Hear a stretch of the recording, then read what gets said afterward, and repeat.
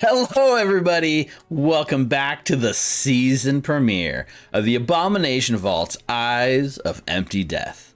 I'm your GM, Steve, and I'm joined by Mike, Rick, Richard, and Ninna.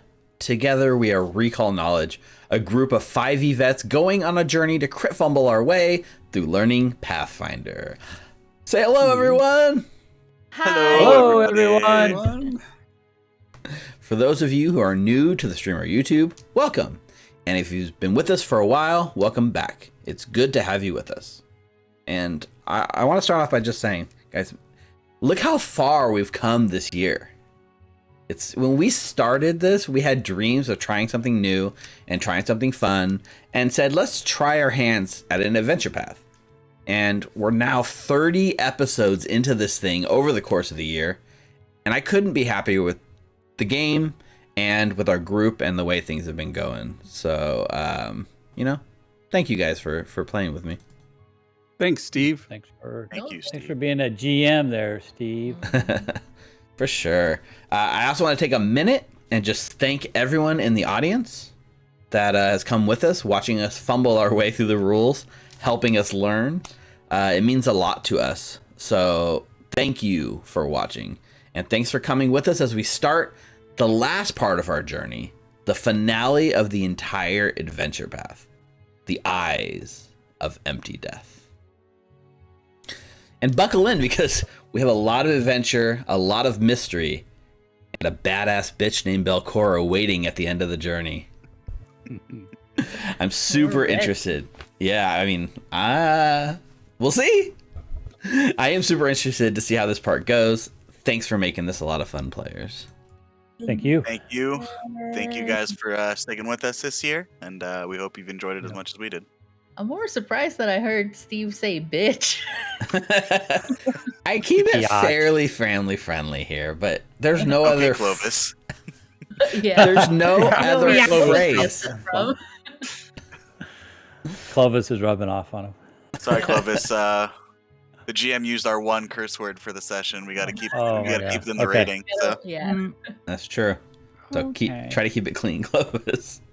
All right. Clovis is clean. So, on to some announcements. First up, our sponsor of the night is Molten Hosting. yeah, Molten Hosting. Molten Hosting continues their sponsorship of Recall Knowledge, our official hosting service for Foundry VTT. For those of you who may be new to us or new to our episodes, you might not have heard us sing the graces of Molten Hosting quite yet.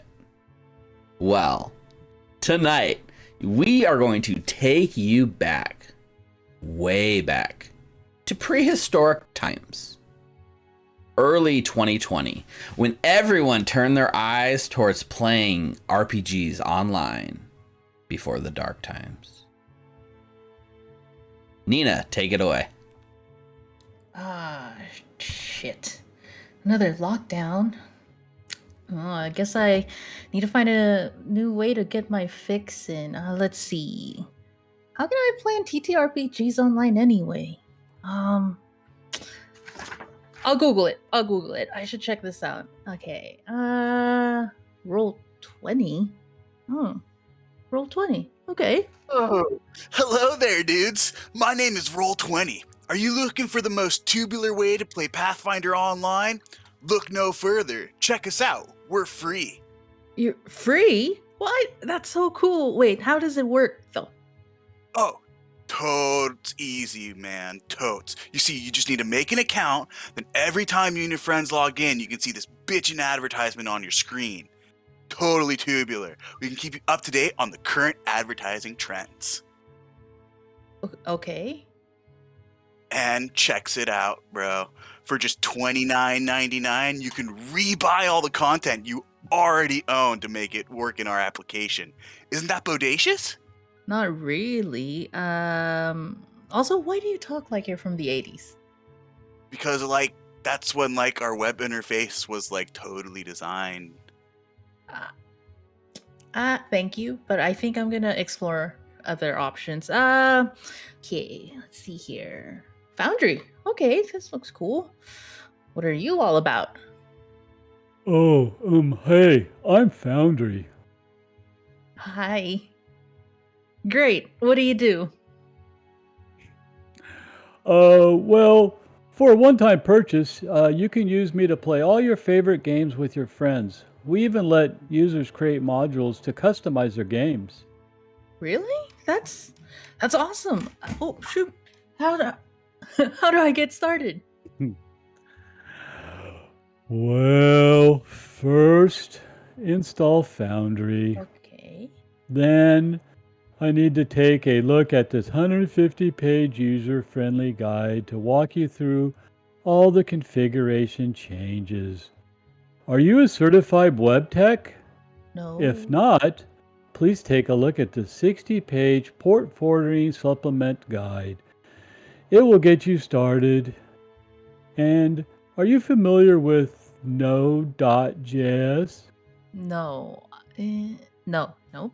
I'm gonna go back to roll 20. Roll 20.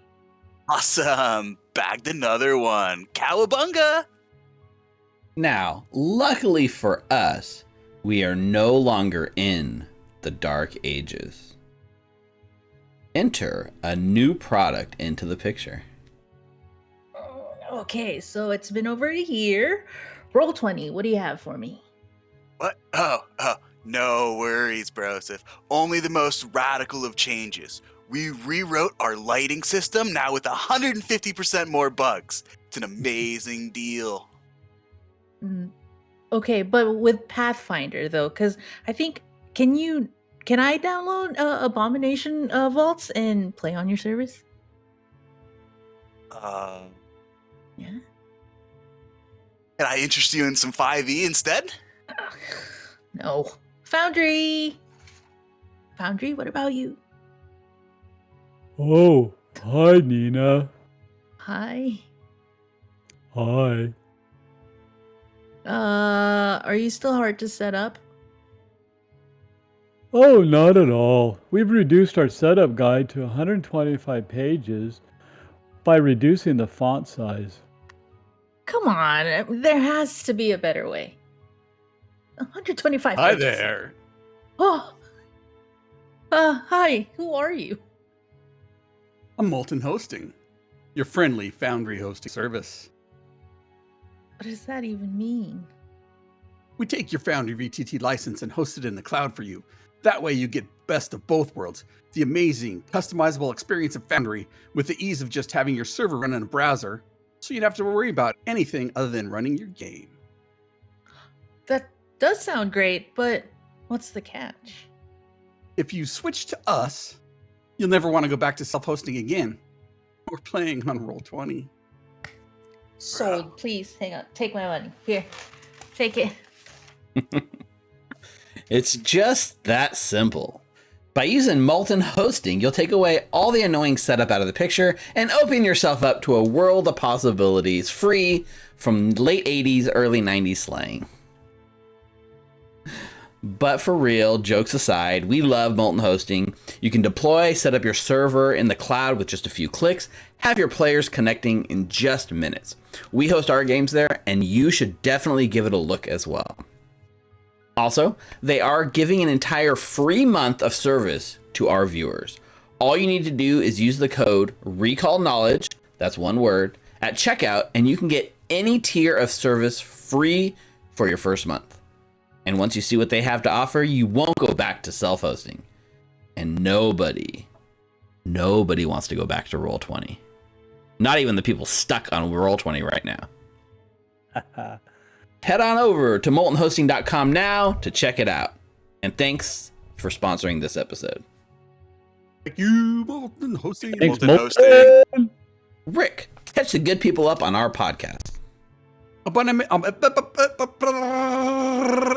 Book 2, Hands of the Devil, Abomination Vaults, is now available at your favorite podcast place. Spotify, Apple, Google, Anchor, Stitcher, Breaker, apparently nowhere. All of those are available right now. And we're hoping to be on track to get those to our patrons from Patreon in early access mode here as soon as we can. And it should be available in edited form the same time YouTube is available, which is next Friday. Nice. Good job, Rick. That's really cool. I subscribed to our feed, and so I got a push notification today when they came through, and it was surreal to see it come through. Like, and I was like, "Oh, it's so cool!" So, if you're not subscribed, please do. For those of you who watched, we see you, Missouri. That's right. If you're in We're Missouri, huge in Missouri, guys. Appreciate it. like, if you're in Missouri, talk to your neighbor, and they're probably watching it too. That's how popular we are in Missouri. Yep, it's true. Yeah, It's 4 literally out of the true. 5 people in Missouri are watching us. So. Terrible. I think that finally does it for announcements tonight. Players, are you guys ready to play some Pathfinder? Are we ready to die? Totes ready, bro. Totes ready. It's a good day to die. All right, viewers, go ahead and sit back and relax. Players, let's jump into tonight's episode of Abomination Vaults, Eyes of Empty Death. Episode 1! One, oh no!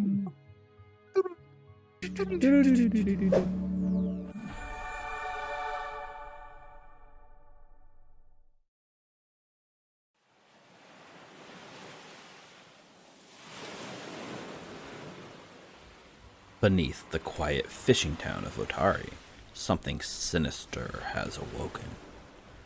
The sorceress Belcorra Haravex, destroyed nearly 500 years ago by the Rose Guard, has returned. Her spirit will not rest until it finishes what she started so long ago. The destruction of Absalom, and with it, Otari.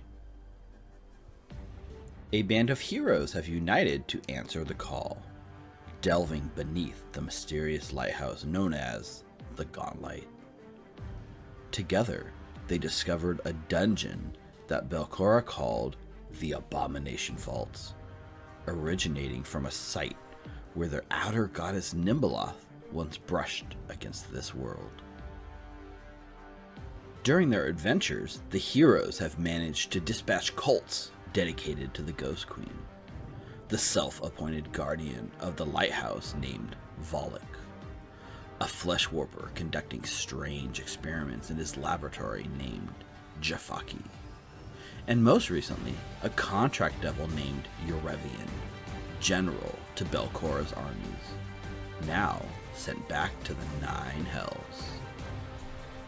With the pathway cleared, the heroes of Otari must take up their weapons one last time, descend down into the lowest levels of the Abomination Vaults, and face off against Belcorra once and for all, hoping to find a way to put an end to her vengeful quest.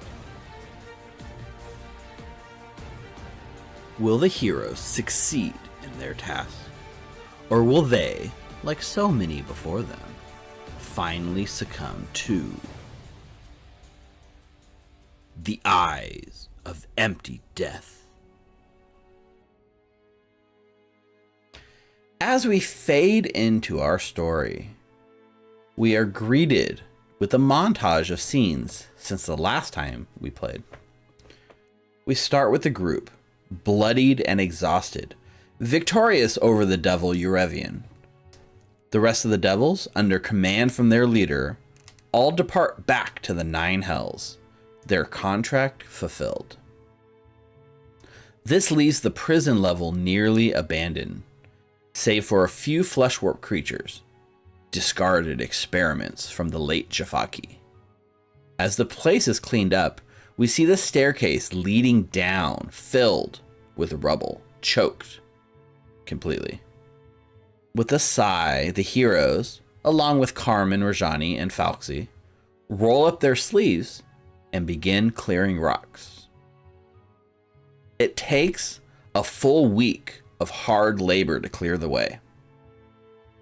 We see the heroes using the time to gather up the 2,000 gold left scattered on the floor by Urevian and shop for supplies back in town.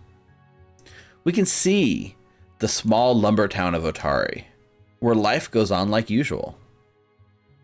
A long flume leads out towards the surrounding woods, large tree trunks floating down towards the sawmill, ships being loaded in the harbor, dozens of people keeping the small town's economy afloat.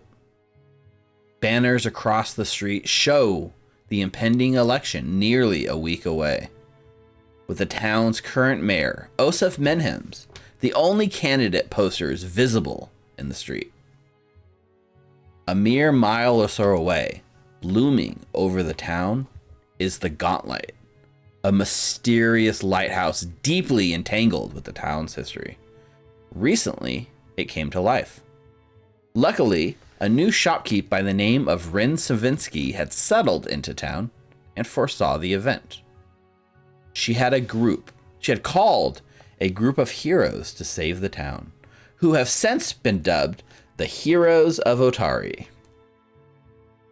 You've discovered that the spirit of Belcora, a talented sorceress who died nearly 500 years before, has come back to life.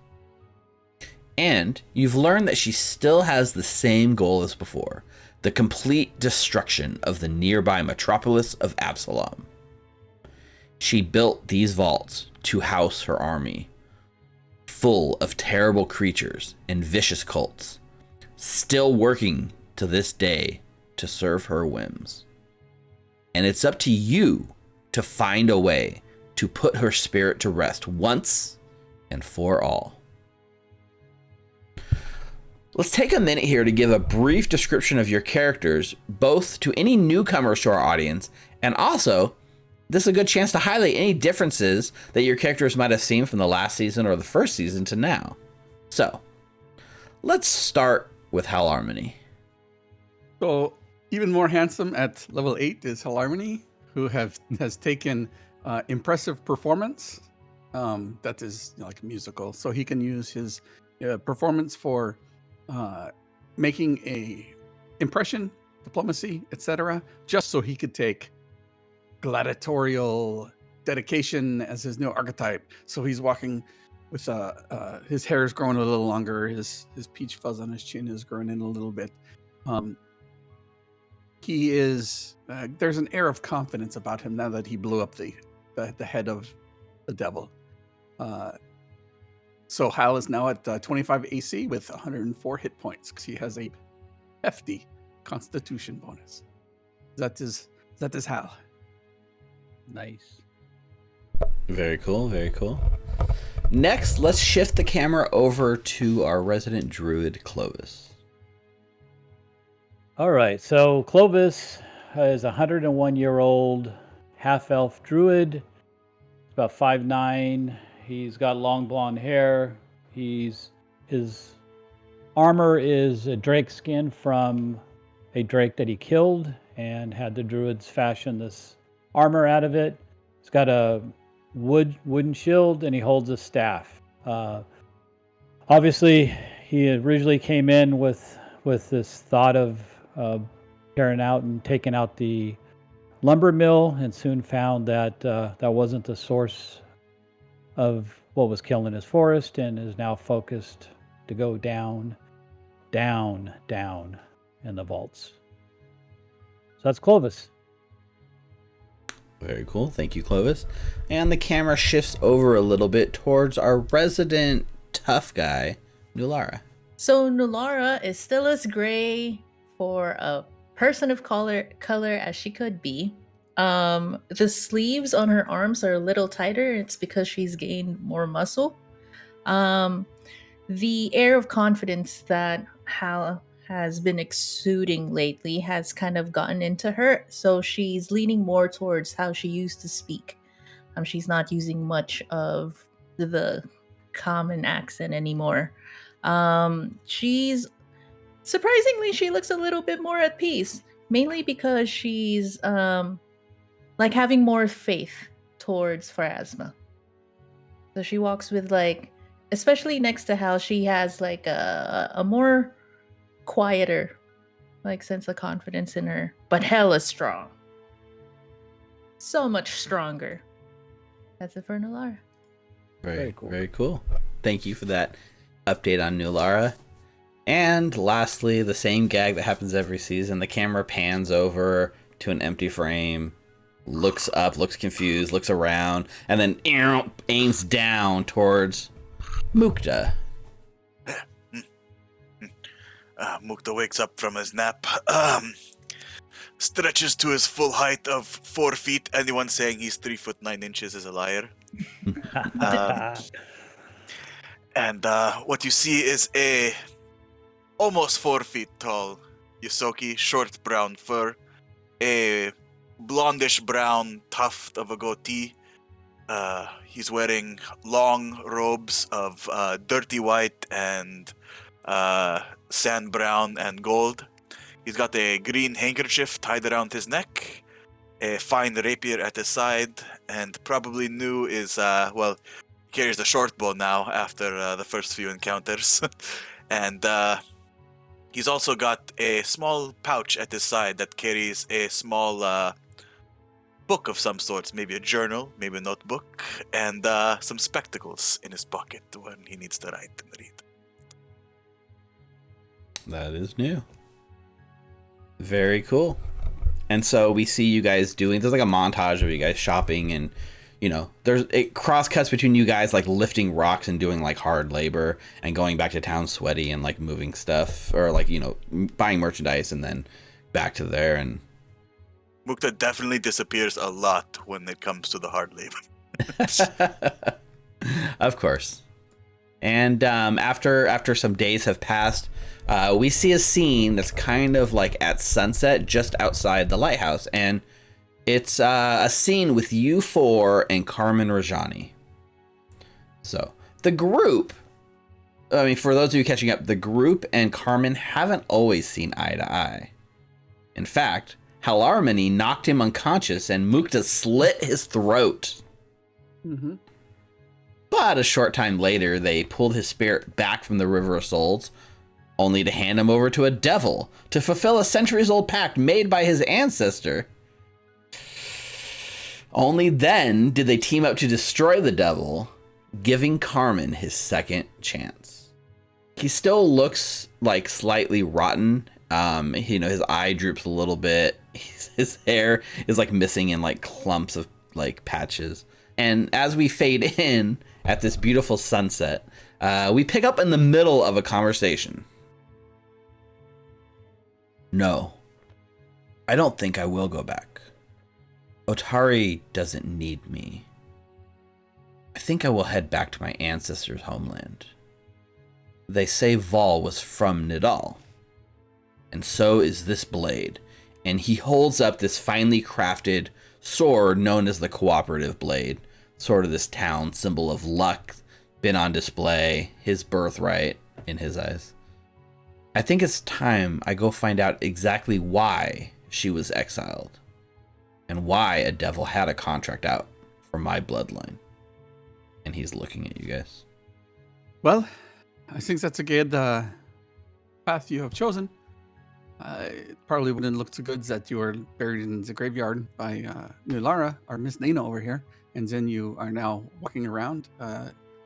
Little worse for wear, but we appreciate you helping us dig that rubble out from down below. The hammers you carry certainly helped in breaking some of the larger ones up.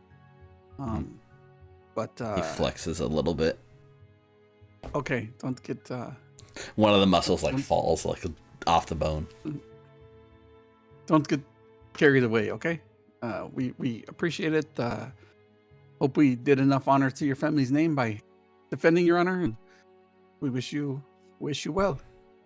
He stares at you and he stares at all of you guys, and he's like, I hope you don't expect a thank you. After all, it was you who slit my throat for simply reclaiming what is rightfully mine. And he smirks as he like tightens his grip on the blade just a little bit. But all the same, I'm glad you've given me a second chance. Rajani, you were doing so well. And you're over here provoking people again. Is it necessary? I don't think so. I'm a creature of habit. It's a hard habit to break. I've not had an easy life. I put up defensive. Sometimes I attack people when I feel vulnerable. It's something I'm working on. Work harder. Yeah. Hopefully with this second chance, you maybe think twice about the people you attack, huh? And I'm just kind of like, I'm like picking my nails with my dagger, the same dagger that I cut his throat with. Yeah, and you see him like instinctively like rubbing that like scar on his throat, right? I think I'll head to Diabel. I have some contacts there. Oh, really? I could probably get on a ship, work my way there. I mean, with that accent, you sound like most of my friends. Well, that is true. I am from Diobel, but I'm not sure you could get on a ship and sail into the harbor over there. It's blockaded. Just saying. True. I mean, if you know the right people, there's usually smugglers and rowboats and things that can get from the debris out to the passing ships. That is accurate, yes. Farewell, heroes of Otari. I hope to hear legends of you someday. Make sure I hope to never hear of you again, Carmen. You run into the captain. Tell him that I'm almost there and I'm doing well. And I will be back for his daughter. I definitely won't relay that message, but bye, Al. And he turns and starts walking down the road. Don't be an asshole! As he's walking down the road, I just take my short bow. No arrow knocked, but just kind of like just line it up for a moment. I like bring it down a little bit. I know. I wanted to grab that blade earlier as well. We did the right thing, though, yes? It's for the greater good. I mean... Oh, I mean, you, like, giving the blade back, or... I mean, saving. I mean... Him? To be honest, I didn't think we'd be able to do it. I thought we were definitely going to have to damn his soul to hell. I would like to be optimistic with him. Hopefully, with his brief stint in the River Styx, that would inspire him to take his time, not going back. Well, either way, the next time's not on us, so. That's true. Wait, so what do we do again about the campaign? About House campaign? There's only a week of it left. Hal, you're whispering again. I'm so sorry.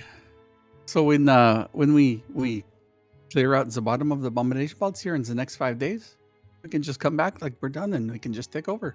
You can replace the cooperative blade with your Ancora's blade, but they can't keep it in, so you're gonna still need it, right? Yeah. You know, I'm sure I can find the place for you in the house. We'll be heroes. We'll be heroes. They'll vote for Hal. Everybody will be. Are we kicking them out, though? Are we kicking them out?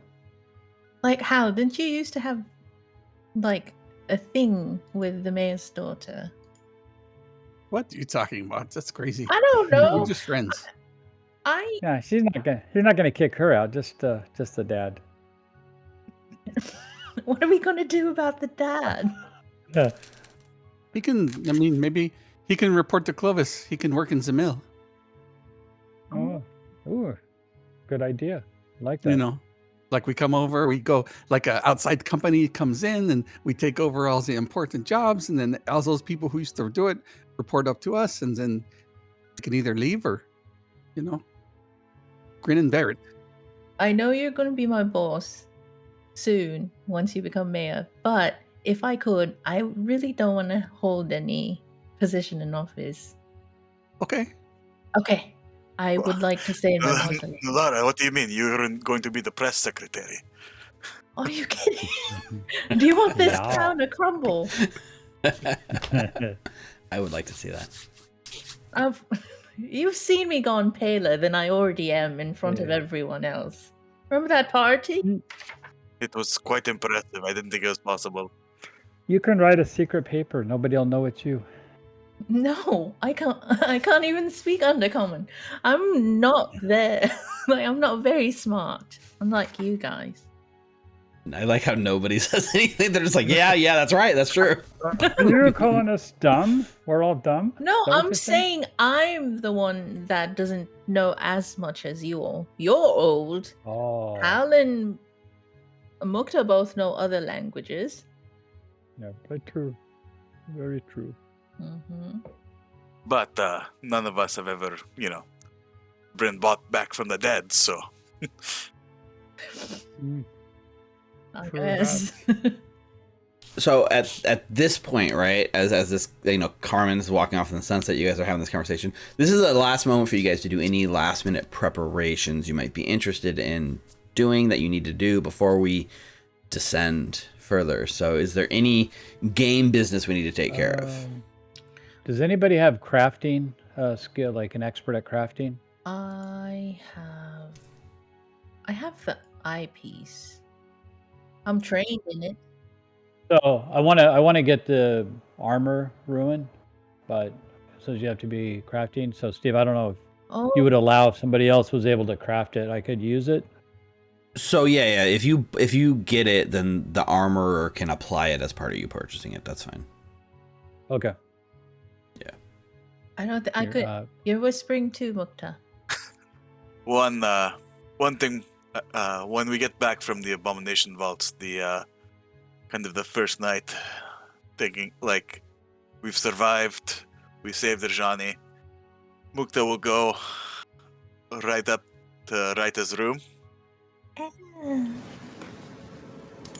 Not even knock, just open the door. Don't say a word, go up, grab her, and kiss her. Hey now. There's just this moment. She looks up. You storm into the room all surprised, right? She kind of looks at you and she goes to make a smart ass comment. We don't ever get to hear what she says because as soon as she opens her mouth, you're right there on her. And there's like that moment of like her like resisting, and then she just like melts into your arms, and it's like for just a brief moment, the like time turns back like 20 years, and you see like a young Mukta and Raita sort of entangled, and then it fades back to you guys as you are now. I'm just curious. So I'm trying to picture this. How tall is Raita? She's 3'10", so she's like a little taller than Mukta. Oh, okay, so they're both about right. Okay, very cool. Very cool. Yeah, the camera, as they like start making out, the camera doesn't have to pan down very much, and they're just like out of the frame, like, you know what I mean, like it just catches the tops of their heads. Very, very cool. And we see like the doors open a little bit, and the camera looks, and through the open door you see like Lazda just standing in the hallway, like eating an apple, like just watching for a second and nodding to himself, and then continues on. Anyone else have any other moments I can ruin for you? No. I want to take the time as we go back into town for the week, and I want to use rumor that Menham's actually isn't calling the shots, but there is some secret person actually calling the shots, and he's just doing what he's being told to do. So all this stuff that is happening is actually somebody from the shadows puppeteering him, like a whisper campaign. Very cool. Can you do me a favor? Is there any way you can pop in so rumor, just so I can read exactly how it functions? Yep. If there's like rules tied to it. Okay. So it's like the opposite of gathering information. Okay. So make a secret deception check. Am I able to give him guidance on this? I don't think guidance works for this because it's like I thought I would still ask. No, yeah, it's like a guidance only lasts for 1 minute, so. Yeah. Okay. So since I have improvisation virtuoso, I can use performance to do it. Okay, so you're performing. Is this like a sort of like it's almost like you're performing a play about Menhems or something, right? What's the What's the DC on this? Good question. It says the DC increases depending on how plausible your rumor is. I think the DC for something like this is probably not too hard. I'm gonna say 25. All right, I rolled it. You did. Do I need to use a hero point? Well, you got a success, so I don't think Okay. you need to do a hero point. Nice. But I could be lying, and you could have had a critical failure, and I'm just telling you had a success. But in this case, no, you got a success. I'll go ahead and reveal it. So you roll a 28. Oh, okay. Ooh. So you've sowed this rumor into town, right? The rumor persists for like a whole week, which is to say anyone who starts asking around or asking about Menhems and what's going on is now going to sort of successfully have this whisper campaign. And a week is enough to last right up until the election, so that's pretty good. Yep. Perfect. I like it. Good one, Rick. Is that a new feat, or is that just part of being an expert in something, or how does it work? No, that's just my level 6 feat that I wanted to use just for this moment. Oh yeah, perfect. Well, it paid off. Like, you know. Perfect. We don't have to roleplay it out. We can just roll. But Mukta's also going to try to take a job in some of the downtime. Okay, so I'm assuming most of your downtime is spent cleaning rocks, but we've already established in lore that Mukta doesn't like to clear rocks, right? Mukta definitely skipped out on that. Like, he was like, "Yeah, let's go," and then following you guys, and then you turn around and Mukta's gone. Every time you turn around, it's like, where the oh, I can't cuss. Sorry. Where the hell is Mukta? So yeah, Never during that here time, when we work our ass off. Mukta goes to see Mera to get some jobs. Okay, so you step into like Yin Yasmera's office, and she, you know, has been keeping an ear out to the ground, and instead of asking you about the crazy things she's heard, such as Carmen Rajani returned and stuff like that, she just eyes you, gives you a little nod, and the best way that she can actually honor you here is to just not directly engage you and give you a wide berth and give you jobs as normal with everyone else. And that's what happens. Would you like to roll to make an income here and make sure you don't get arrested by Captain Longsaddle? So, is it kind of the same kind of job? Am I like getting like? In this case, yeah, it's mostly most of the jobs she only has available right now are the standard sort of targeting travelers, targeting merchants that come through. You know, locals are off limits, but anyone who is not considered local, you know, get in, steal some stuff. She's actually not giving you kind of the more upscale jobs. You're not sure whether that means she doesn't have any or she's not trusting you with them, but she just gives you the standard like leads that the Thieves Guilds would normally give to people. Okay, so is there like, because I'm asking, is there any job where like I'm gonna be like cooking books or getting information or paperwork or anything like that? This time around, no. Okay. The last couple of times you have, and this time it doesn't go that way. All right. Much to your disappointment. Mm-hmm. All right, I will roll. What do you want me to roll? Thievery, or some kind of lore you have that's related to this. Yep, 26. 26. Reasonable. Actually, I haven't looked at the earn an income in a while. It's been a while. Been a while. Let's see. Earn income. You are level 8 now. Mm-hmm. And you're an expert. Mm-hmm. Okay. You can earn 3 gold per day from your thievery skills now. Okay. Which is good for, not compared to adventuring. So over the course of the 7 days, we'll say 5 days of work, so you earn 15 gold from your thievery. That's fine. I wasn't even doing it for the gold anyway. I know, and unfortunately... So, before we head down, I'm also going to, at the Rowdy Rockfish, not the Crook's Nook, take out the all the copies that I've made of previous jobs Okay. and seal it into an envelope and write Hal's name on it and leave it with like in his room, like kind of tucked away, and with just a small note saying from Mukta in case of emergencies. Well played, sir. Well played. And that's it. We'll see if Hal ever finds it. Okay. So, there's this sort of montage of all this stuff happening. We kind of crossfade back towards the prison level 7 of the Abomination Vaults. Your path is clear. The last rubble cleaned away as Fauxy clears the last rock. Right. He turns and looks back at you guys with a nod. He is ready to lead you down towards his city of Yildaris, where your potential drow allies await. Fauxy, after you rescued him, shared that his people were hoping to stand up to Belcorra, and he has promised you an introduction with his leader. All that awaits is a staircase leading down deeper into the vaults below you. Last moment as you guys tighten your straps, stand here, ready to descend, looking at each other. Any last words before you descend to each other? Is there... Mukta, it's nice that you joined us. But I've been here the whole time. What do you mean? Mm-hmm.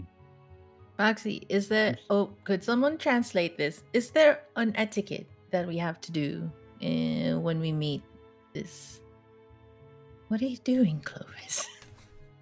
That's what you always did. You said bathroom and you went like this to him. Me? Clovis, have you not been listening to what I'm saying? You were saying bathroom and they were doing that. That I is just not remember attractive to me at all.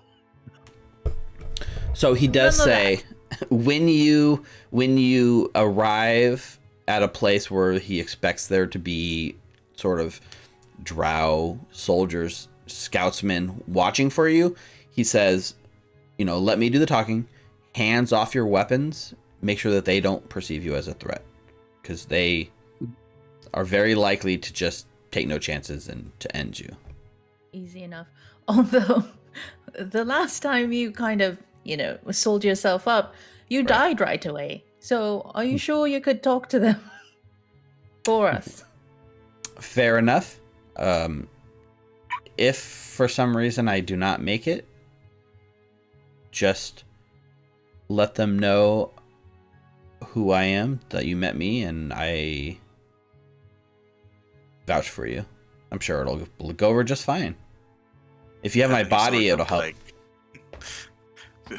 So if we carry your body, they're not going to just assume that we killed you and bringing you to kill them. Yeah. Fair enough. How about this? If we end up fighting anyone, just hide. That works for me. All right, because he died over an explosion. It was a pillar of fire that descended from the 9 hells onto me. You act like it was a match. You said that you could handle yourself. Well, I thought I could. It's all right. Oh, that's okay. We can bring you back again if you want to come back. Just let me know. That's true. At least maybe 2 or 3 more times. Well, that'll come in handy. So you're saying don't hide. No, please. No, I'm saying hide, but Definitely hide. Hide and then strike when the opportunity is most. Hide until you introduce us, and then you can fight and die. How about this? If we run into a group of devils again, and then I hand him like a bottle of the holy water, just throw it at them. From a distance, though. From your hiding spot. From a distance. That works? Yeah. Yeah. You want to give him one of your holy waters? Yeah. Okay. He will get his holy water ready. So he's got his holy water. He's got his little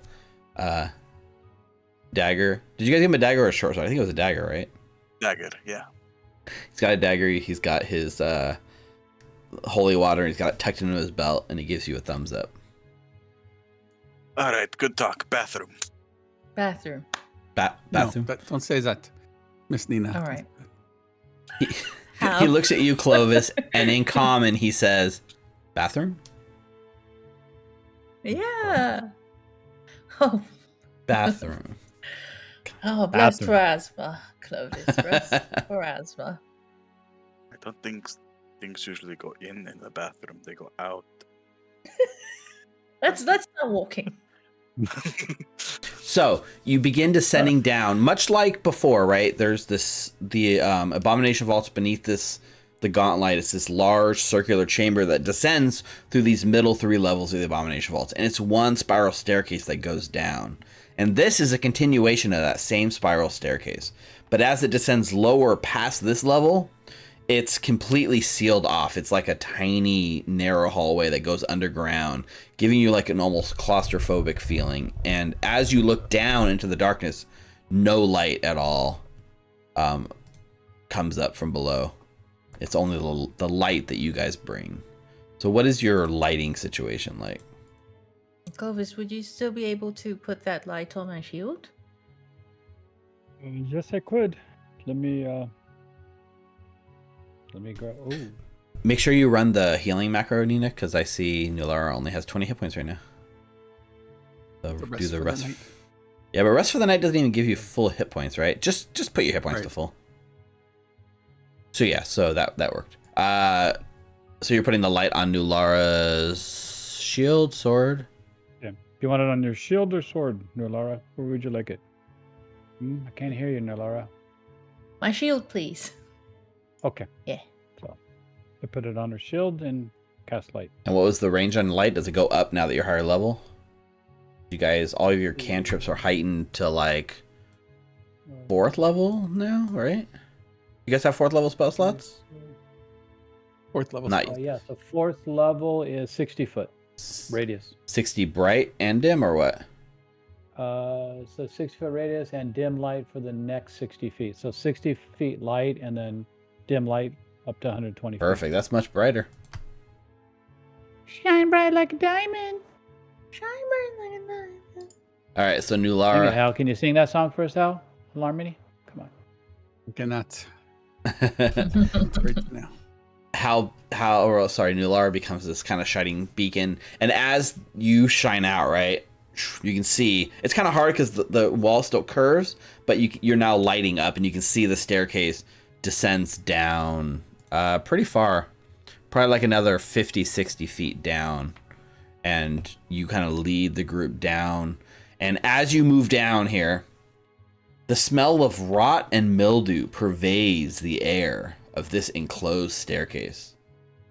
And as you guys slowly reach towards the base, a moist carpet of fungus, slime, and mold grows thickly on the walls, kind of creating this sort of hallway of moss and mold leading you onwards. And at the end of this tiny hallway, you see a door.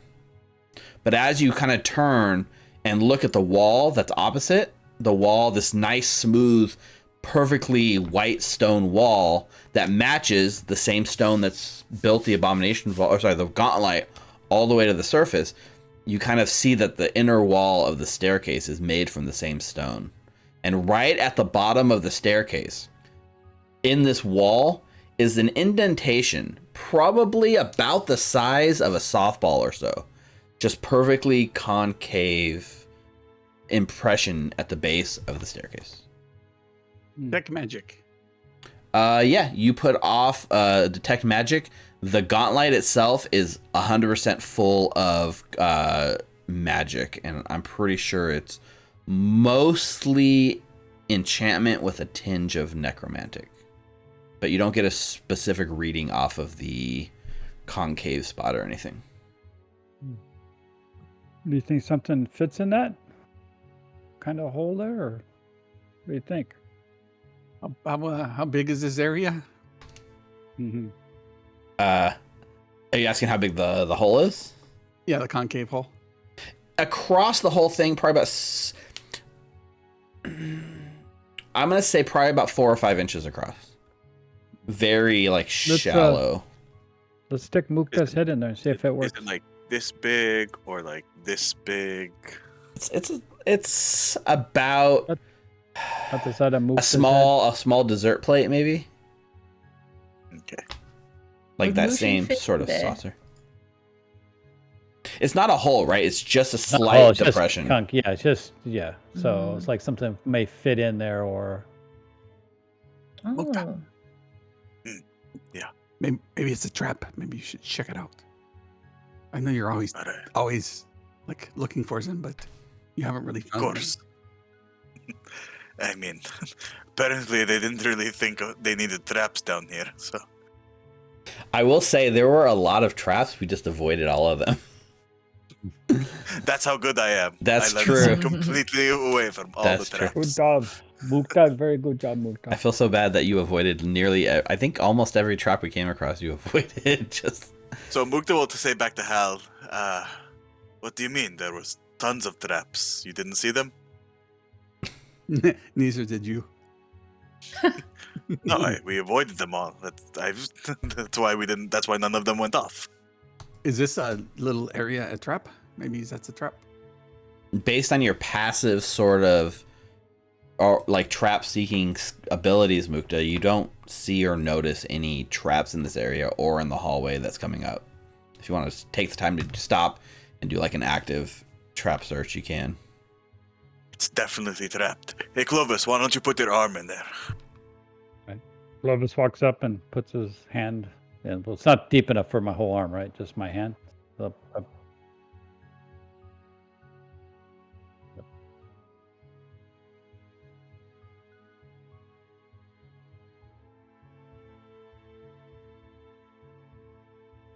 going to You try won't to find any. sneak up on him, and once he puts his hand in, I'm going to jump and grab him.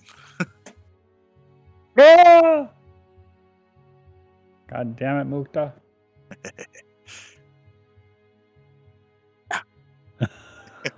Yeah, so I kid.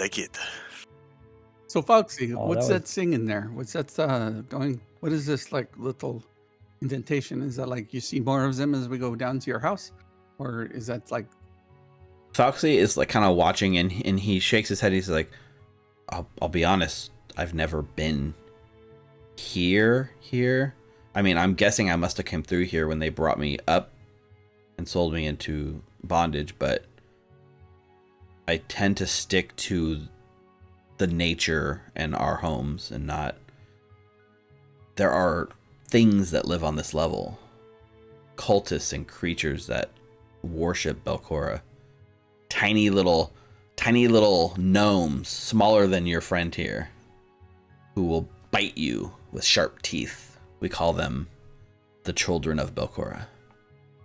I'd look and like point at Mukta. Like, is this guy over there? That little one, or is that little one with the plants? Smaller than Mukta. But this, I've only seen this in one other place. Which is? There is a patch of fungus, oversized mushrooms, not far from here, used as a food source by many of the creatures. We kind of call it the farm. And there is an indentation like this, but no one's ever figured out what it's for that I know.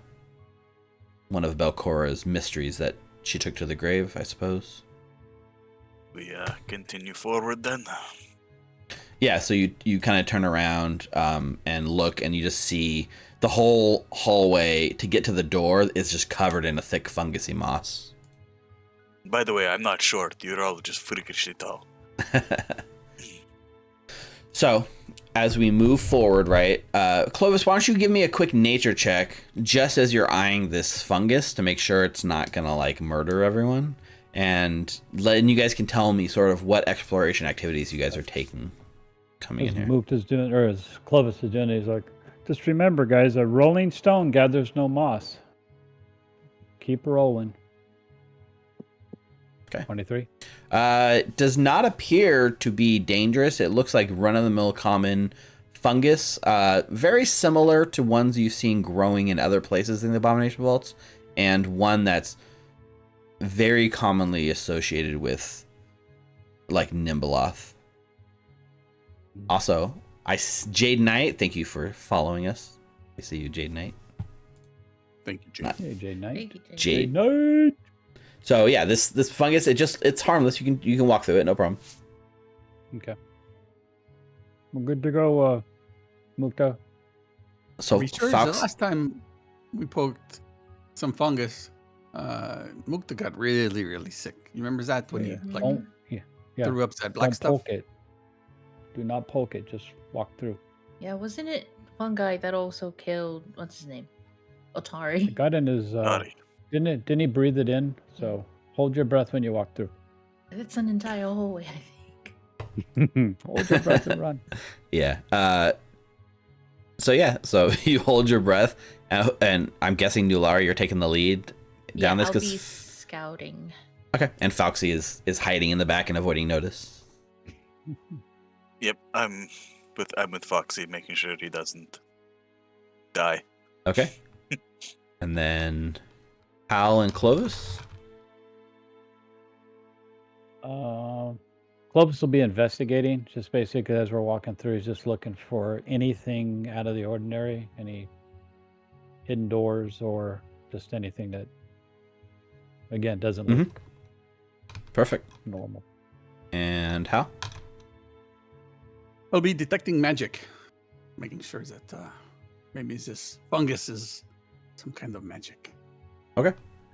So the fungus does not give off any aura of magicalness, and as Nular sort of slowly moves through, it's a little slick to the foot, and your foot slips on it a little bit, but it doesn't seem to harm you.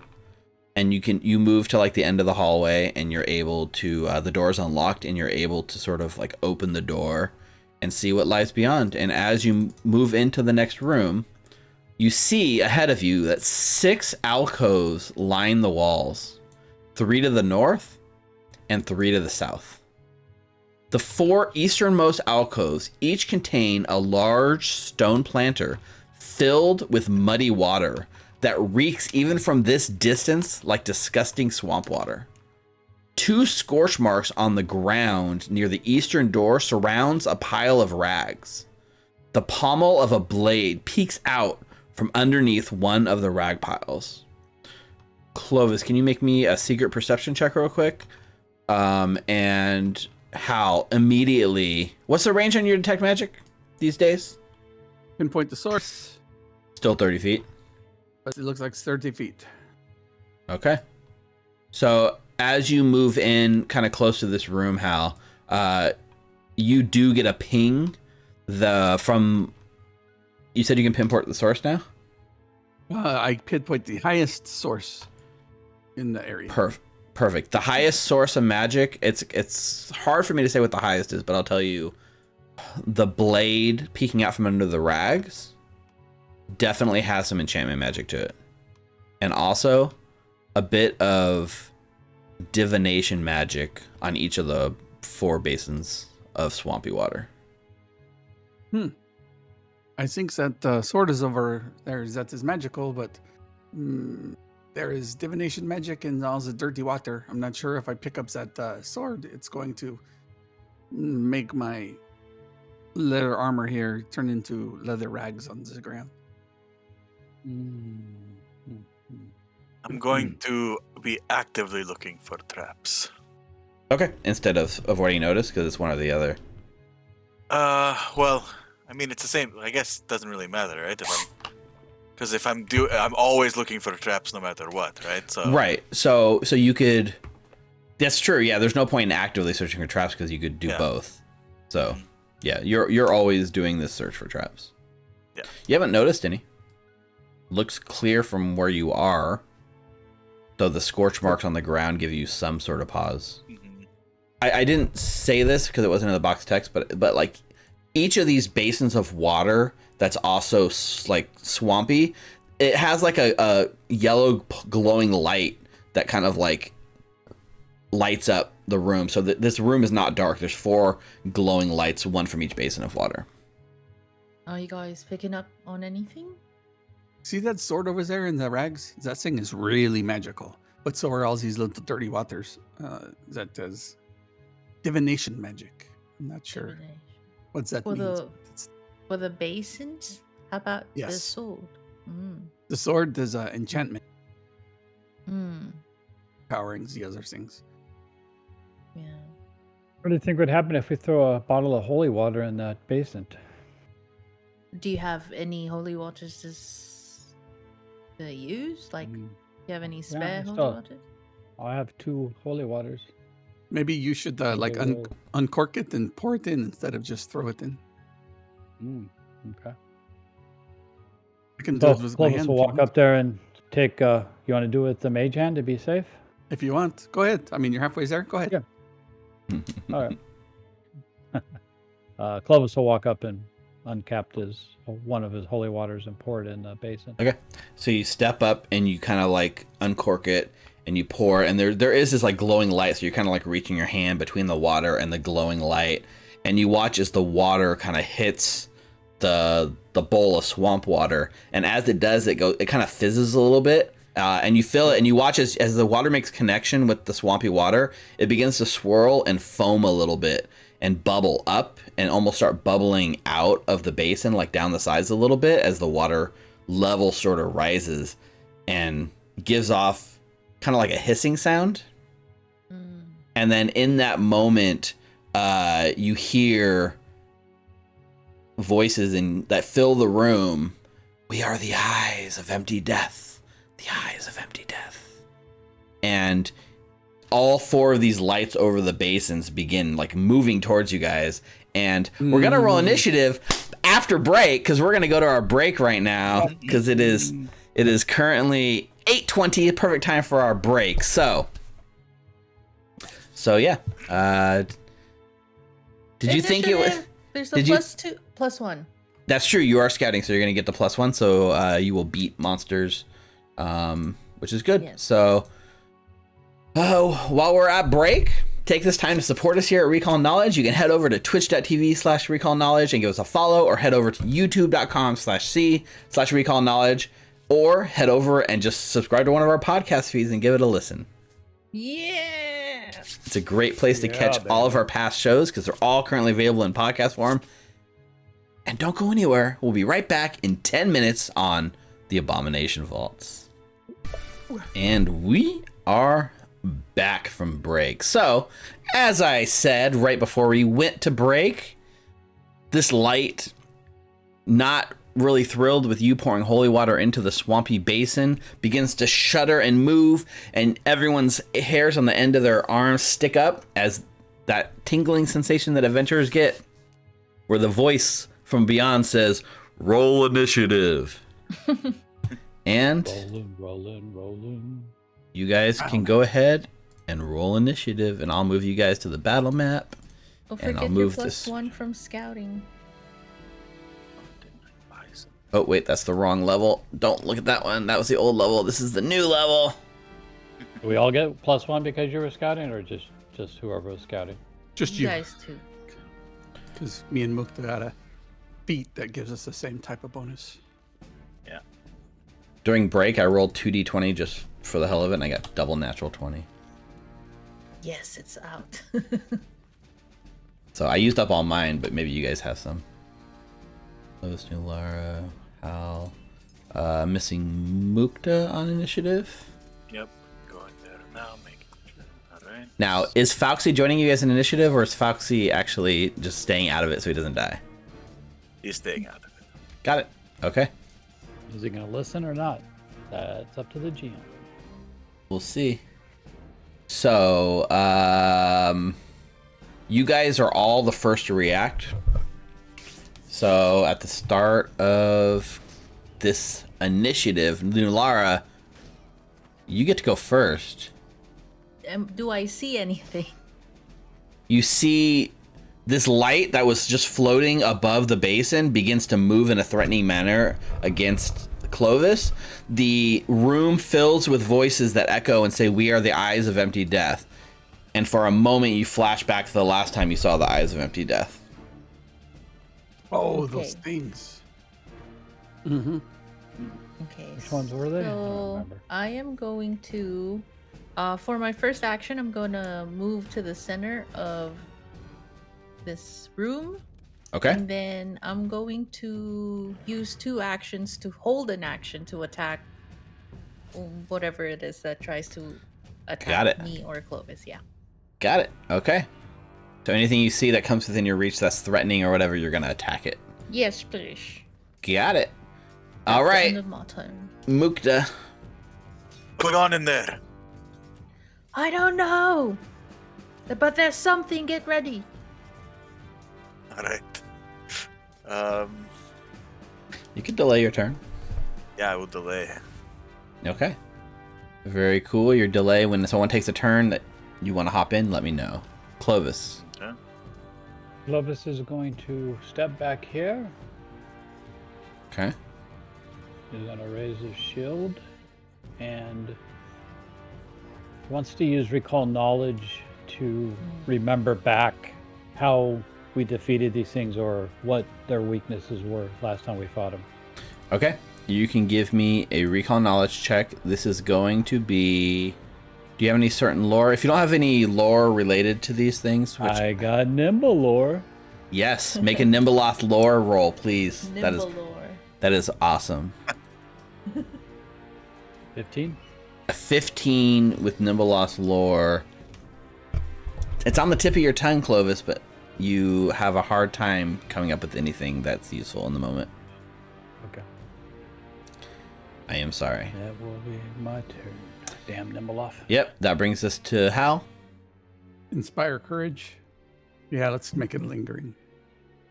Okay. Pull out the riffs. Yep. Come on, you can do it. Wah, wah. 20. So it goes off Pretty for good one with round. the 2.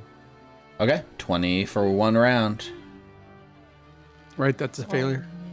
Yeah, yeah, that's true. It is a failure. So it just lasts one round. It doesn't take up your focus point. Yep. And then I will cast Blur on Okay. myself. Woohoo! So you I will become take my- concealed. Okay, so you become blurry. Your location's obvious, but you're hard to hit. Perfect. And so Mukti said you wanted to go now. Yes, if everyone else is gone, then I might as well. Everyone except for the enemies. Yep, but there's no point in waiting for them. Right. I will go 30 feet over here. Okay. So I still don't see anything though, right? What? All you see are the lights kind of dancing over the basins, and hear the chants of the Eyes of Empty Death echoing throughout the room. I'm going to reach into my bandolier Okay. and pull out a ghost charge. Okay. And then I'm going to spend 2 actions. Oh no, sorry, I strode. So that's 1 action, 2 actions. And I will spend a 3rd action to also recall knowledge All right. Go for about it. what these things might be using my spirit lore. Spirit lore. Go for it. Do I have that? I think I do. Alright. Is there something specific you're like trying to recall, like what they are, their weakness, what not to use Yeah, against well, them? what they are, yeah. All of that. Well, I think, yeah. All of the above. I think you have to. Oh. Okay. I want to know at least what they are, and then maybe what they might be weak to. Perfect. Wants to know if they're kobolds. You go through your mind. You're racking your brain trying to come up with what they were, and you're annoyed with yourself because you know you fought these before. Cannot come up with it. Alright. That's my turn. Okay. At least you didn't get wrong information, right? Yeah. Okay. So, this light, the first thing it does is the light goes out and it goes completely invisible. Oh, which light? Let's see. I probably could turn off the light, like the one north of you. Goes invisible. That basin's no longer lit up. Okay. You can kind of feel the wind and stuff like shifts around you. And one by one, the lights in the room blink out, off, off, off, and the room is dark, save for Nulara lighting it up with her shield. Okay. All right, Nulara, it's your turn. I would. Where are these? Do I have any recall knowledge things that I could use? You can use occultism as a fallback if you don't have a specific lore. Okay, I will do that. I'll spend an action to do a recall knowledge. Okay. Just occultism? Just occultism? Just Not occultism, religion? yeah. Okay. These ones are tighter. If you want to use religion, you can. It's gonna be a harder DC than if it's occultism, so it's your choice. Yeah, let's go for religion. All right, give me a religion check. Okay, first action. Wow, rolling low for recall knowledge. 21. Come up short. Okay. Mukta, can you see anything I mean, I with my can light? see, Is it but enough? I can see, but I can't see anything. There's nothing. Okay, I'm gonna use my second action is seek. Sure. Okay, perception. Yes, make an active perception check. Okay, like on the basin that's directly right in front of me, or just Okay. I think we kind of established it. It's enough to cover the whole room because the room's not too big. If it was a huge space, you'd have to like section it off. But from where you are, you can. It's like a pulse out, like within like 30 feet in all directions of you. I think so. You should be fine. Okay, so perception 25. You seek out and you like open yourself up looking for anything around you. Find nothing. Damn, don't know what's going on. Third action, raising my shield. Fair enough. That's the end of my turn. All right, Clovis. Okay, so where I saw the light go out, right? Can you ping where that is? Yeah, it was the basin that you pour the water in right here. Okay. But there was 4 lights, one over each basin, and every light has gone out now.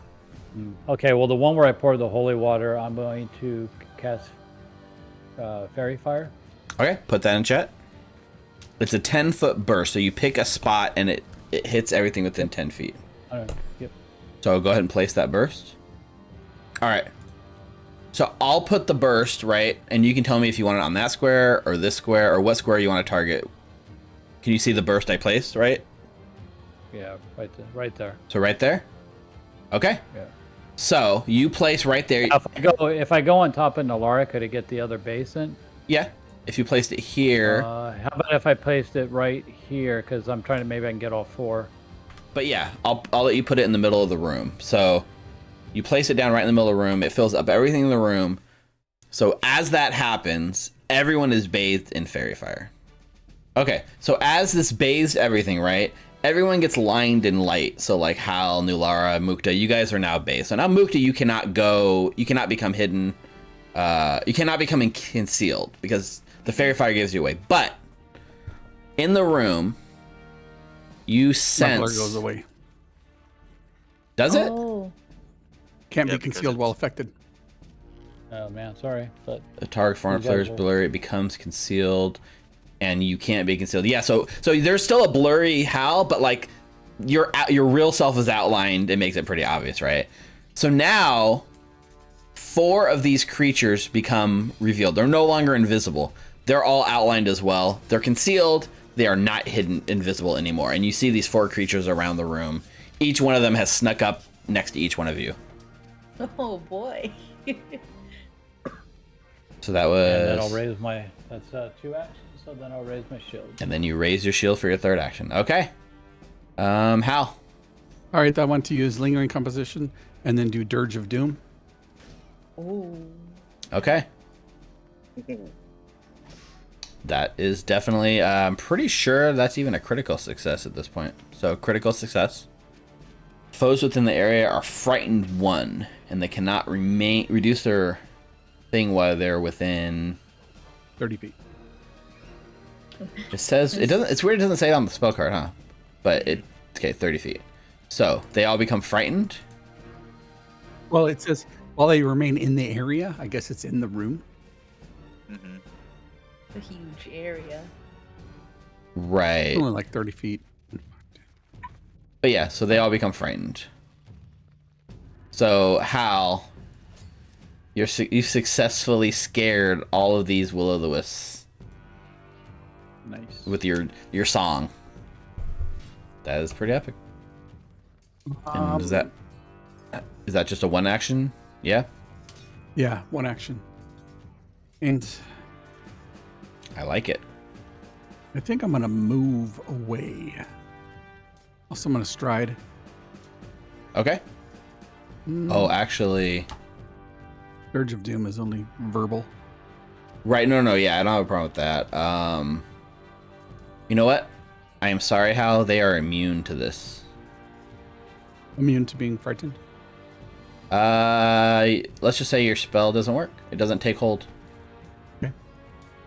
For a moment, you feel like the thing goes out. Your like dirge passes right through them, and just there's nothing to take hold onto. It just passes through them without affecting them. I'm gonna move. Try to move out of Okay. the way. Yeah. No opportunity attack. You go ahead and duck into the hollow with Foxy. It's like, yeah, you got the right idea. Hang out with me. It's only 5, 10, 15, 20, and then move some more. Okay. Yeah, that's my turn. All right. You have one more action or no? No, I had the 2 strides. 2 strides? Okay. All right, Mukta. All right. You can see where this thing is now. It's still concealed from you, but it's not invisible, so you're not taking a complete guess. All right. One action to stride or step. Doesn't Okay. really matter. So what do I have to do to hit this creature then? Nothing? Or flat check? What is DC it? 5. Oh, you mean you're attacking it with like your bow or something? With my ghost charge that I pulled out. Oh, okay. So how does the ghost charge function? Because I actually don't know. It's like a thing you throw. Yeah. Oh, it's spring-loaded metal canisters. Oh, it's a bomb. Okay. Mhm. It drains and disintegrates nearby ender creatures. And you sure you want to throw this next to Nulara? Just kidding. No, you're good. You're good. Nice. Okay, so you're gonna make like basically just like it's kind of like throwing a dagger. So if you have a dagger, just make a range strike with your dagger. Right. But I make the DC 5 flat check first, right? Yes, make the DC 5 flat check first.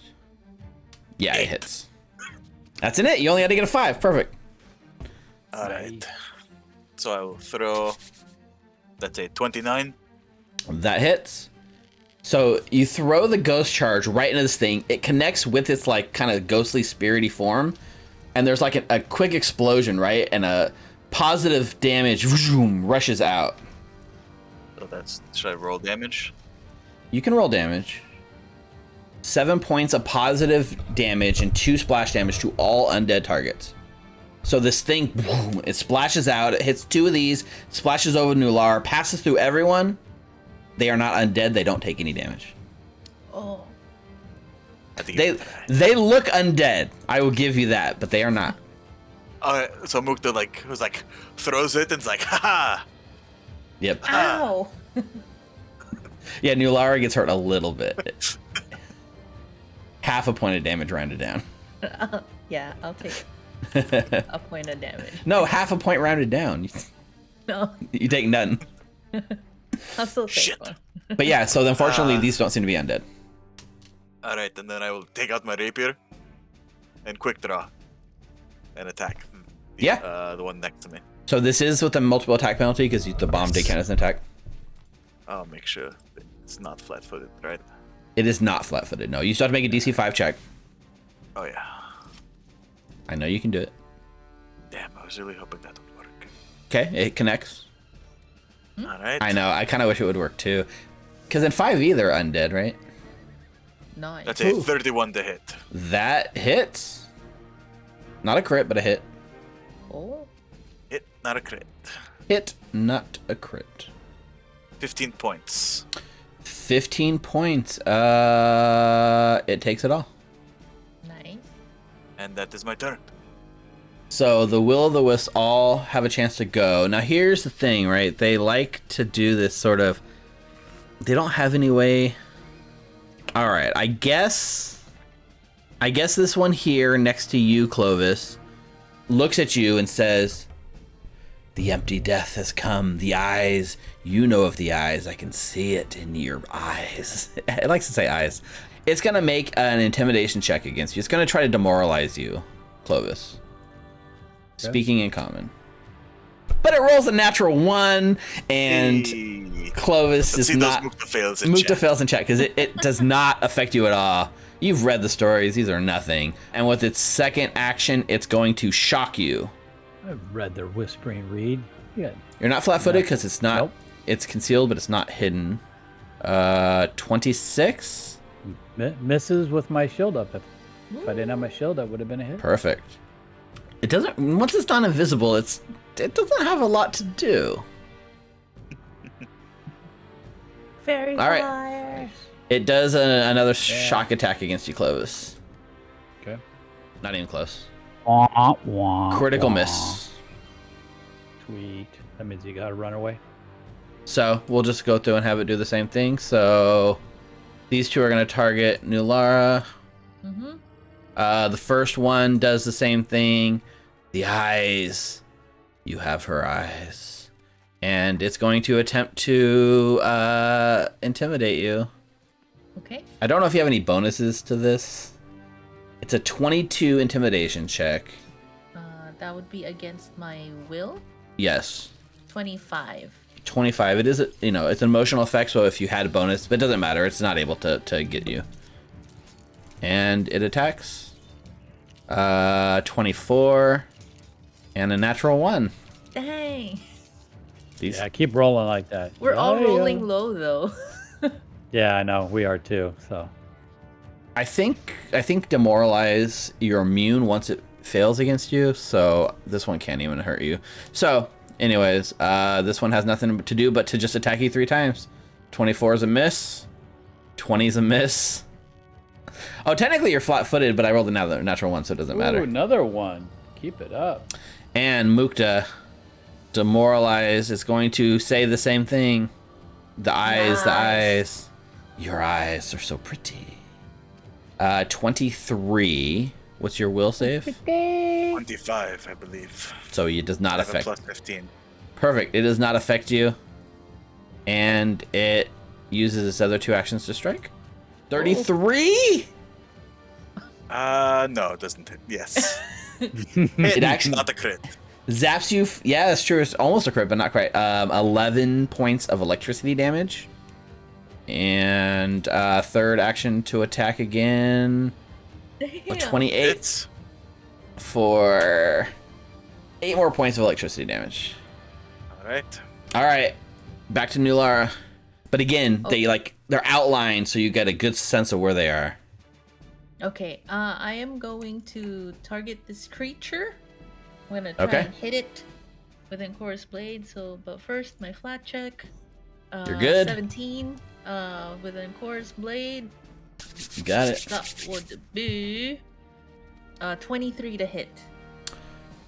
23 is a miss. Oh, okay. And then I'll try to hit it again. Power attacking. All right, power attack. 32. 32 is a hit.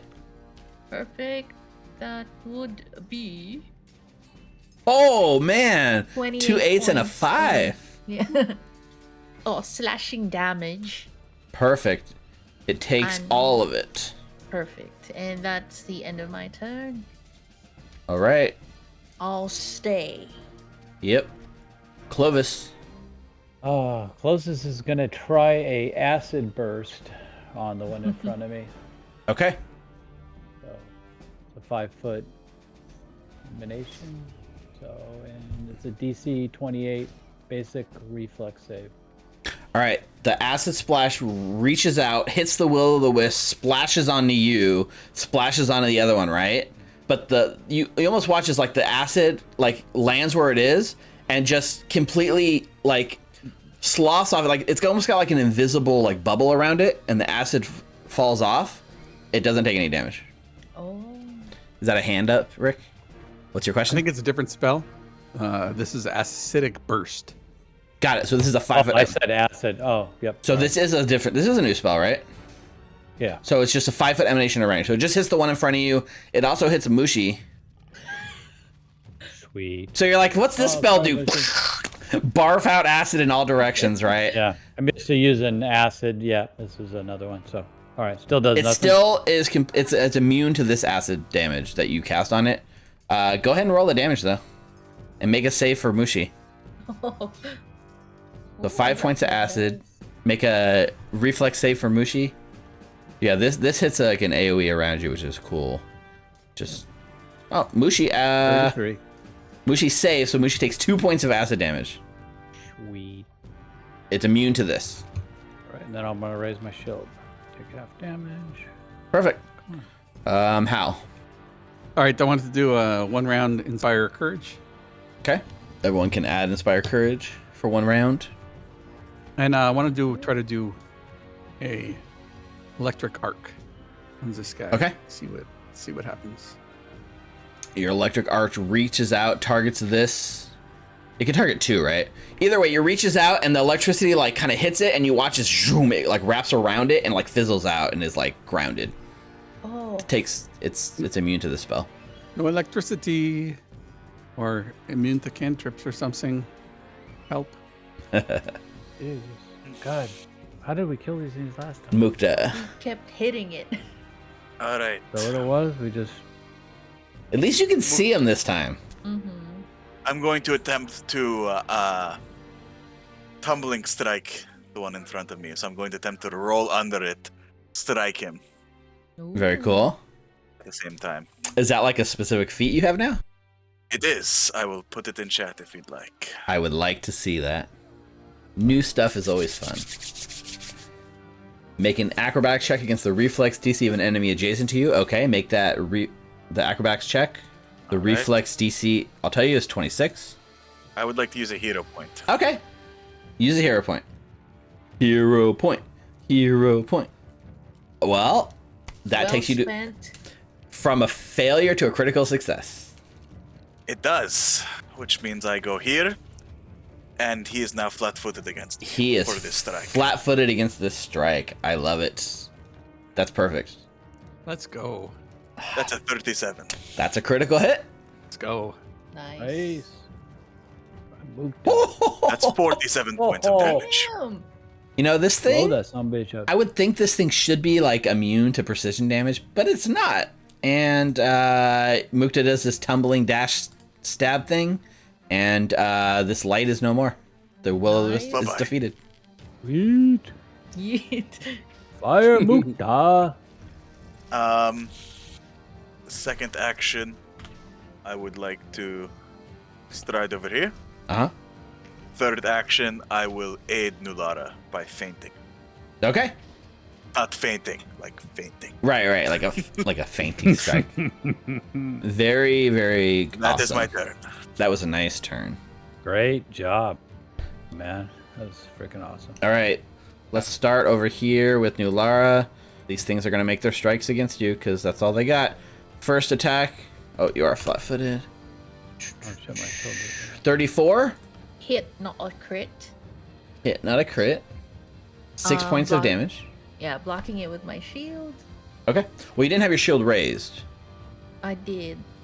because you did an attack and a power attack on your turn. Oh, you're right. Oh, But- quick shield but- block. You have that new thing, right? Yeah. So you get an extra reaction just for shield block, right? Yes, sir. So I forget. Can you raise your shield as a reaction, or only on one strike, or how does it work? Okay, let me put it on the chat. I know there's like 3 or 4 different feats that all do similar but different things, and I want to learn. How do I put it on the chat? That's what we're doing. We're Should be able to fumbling click away it. and learning. In the like Picture? icon, click the picture. Oh, okay. You can bring Click your it so you shield don't get into a ticket. place, so I don't need to have it raised. No, because to shield block you have to have your shield raised. You can. But you only- have another feat that lets you raise your shield as a reaction, right? Oh, okay. Let's do that combo then. It's a combo, right? Yeah, the reflexive shield into quick shield block. Got it. When you raise your shield, if you have shield block reaction, the damage you take will reflect save. Okay. I don't know if that's the right one.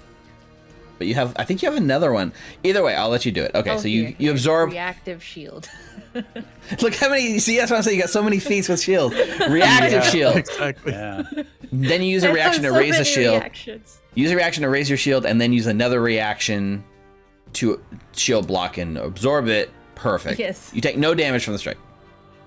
Nice. All that to say, you're getting really good with your shield. The bastion 23 misses. misses.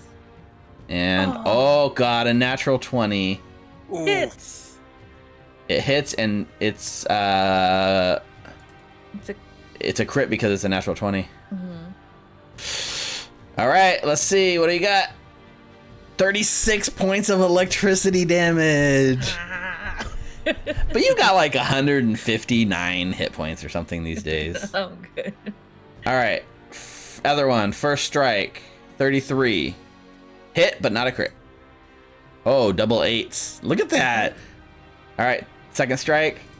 Miss. Third strike. Natural 20. Wow. All the natural ones on Clovis are hitting right. me. Can I get another double 8 or like a double 8 crit or so? Let's find out. Oh, this one's lower. Only 30 points of electricity damage. All right. Last but not least, Clovis. 3 strikes on you. First strike. Natural 1. Second strike. 23. Third strike. 11. Wow. You lucky motherfucker. All right. New Lara. Okay, I am going to hit this bitch. Okay. With, So, Mukta can use your reaction at this point to use your feint and assist. Yes. So I will give a deception check. Okay. It's a 15. That is not going to give a bonus to Nulara. So Nulara, straight attack. It's not a crit failure. At least not a crit failure. Okay, that would be Literally almost as bad as I could roll. 39. Ooh, That's a that's gotta be critical a crit. Perfect. Nice. One for you, one for me. 44 points of slashing damage. Dead. Fucking A, that's awesome. And Right then through pissed off, I am going to turn around and power attack this Will-O-Wisp with Ankor's Blade. Go for it. Let's see here. Crits That in would chat for be, 32 to hit. Hit, but not a crit. Okay. Would have been a crit if it was your first attack. That -5. That -5, man. 13 points, not bad. Not too bad. All right, Clovis. So you can do this, but it does require you to drop your staff. Mm-hmm. Yep, that's fine. Staff clings to the ground. Interact action to draw the holy water out, and you're gonna like smash it into this thing. Yep. All right. Go ahead and Use a dagger as what I used last time, right? Yep, that's fine. 18. It misses, but it still splashes and hits it. It's not undead or demon or devil, and the holy water does nothing. Fuck. All right, It was worth a shot. So I feel like we've said that a lot this. damn it. I'll use my last action to pick up my staff. Okay. Yeah. So the holy water deals damage to just checking. It's fiends, undeads, and creatures that have a weakness to good damage, which this does not. All right. Yeah. Otherwise, they would have taken my positive damage. Right. Gotcha. All right. Should have known Hal. that. Should have known that, but I'm learning. So All right. thanks. I'm going to continue to sing. So inspire Sing, courage sing. again Okay. for at least one round. Nulara, Yeah. how are you feeling? You're noticing a lot of your spells are not working. Yep. Nulara. I think I broke a couple ribs. Okay. I'm gonna cast Soothe, Okay. 2nd level. Roll that healing. 16. Thank you, Hal. 16 healing to Nulara. It works. It doesn't get absorbed or, put down by these things. Okay. Yeah, we have a little bit of PSD after that last fight. Yes, Oh. that's true. It was the first time in a while it's worked. Mukta. All right. Going to first action, stride. Okay. Second action, tumble through. Now, Woo! did tumble through say you can stride up to your speed during the tumble? Couldn't you just do it all as part of your first action, or no? What is the? Oh, that's true. I what guess does it I say? could, huh? Let's go back up. It was so long ago. All these crits had to scroll past just to see it. I know. You move through an enemy space. So this move you can't move farther than your speed, and you must aid. So I think I have to start next to them. Right? Requirements: you're adjacent to an enemy. Yes, you are right. Yes. So you stride. It's not Stride. it's not stride and do it as part of the stride. You're right. Yeah. Okay. Yeah. So one action stride, second action tumble through. So make that acrobatics check. All right. 26 was the target. So you cannot get through. But I can still strike. You can still strike, yeah. Yeah. So I will do that. Just not flat-footed. Yep. I gotta say, your rolls have been pretty low. 27 just hits. All right. I see these numbers like plus 18 and you roll a 4. It's Yeah, it's frustrating pretty sometimes. bad. All right. 13 points of damage on this thing. Third action, same thing. I will aid Nulara. Okay. Perfect. All right. Turn. This guy here, right? Like has been unable to land a strike on Clovis so far. So his eyes shift and he sees Mushi and he turns his attention at Mushi. Mushi. Dare you? And He Rude. will suffer. only Nulara kills Mushi. Yeah. That's true. Clovis is gonna get pissed now. all right, strike against Mushi. That's a 33. That's a hit. All Not a right. crit. Mushi takes 14 points of electricity damage. Yeah. Yep. Okay. And second attack against Mushi. Oh, 23 misses. That misses. And the last strike against Mushi. 26, just what he needs to hit. Oh shit! Yep, that hits. And damage lower, 11 points more to Mushi. All right. I think Mushi's still up. Yeah. The whole demeanor of everyone in the whole room just turns like, you attacked Mushi? Mushi's hanging in there. It's the first time anyone's targeted Mushi. But this guy I think so. has attacked you 2 turns in a row and has not landed a single hit, so he's over you. And then the last one here is still targeting Nulara. 31. Hits. Okay. Are we doing the same combo? Raising your No, shield yeah. moves over. Yeah, reflexive into quick shield block. All right, that's 17 points. Go ahead and shield block the damage. You take 7, and you and your shield, you and your shield take 7, I believe. Perfect. Nope. Isn't it so cool how easy it is to apply damage? Oh god, another natural Whoa! 20. Wow. Jesus. Okay. Holy shit. 26 kind of erases the healing. And let's just throw another natural 20 on while we're at it. No, but even at 16 plus 7 for 23 misses. Crazy. All right, Nulara. That's 3 natural 20s. Crazy. Okay, I'm hitting this dude. Go for it. I'm going to use my feint then. That's right. Use that deception roll. Perfect. 23. You take a +1 circumstance bonus, Nular. Sweet, thank you. That will be a 28 to hit. That's a hit. Perfect. That would be 17 points slashing damage. Okay. Still up. Whoa! Okay, hitting him again. Mm-hmm. No power attack. 23. 23 misses. Oh! Raising my shield. Raising the shield it is. Actually, for my third action, I would like to move. Right. Can I move here? Yep. Okay, I would like to move right here. Perfect. All right. That's the end of my turn.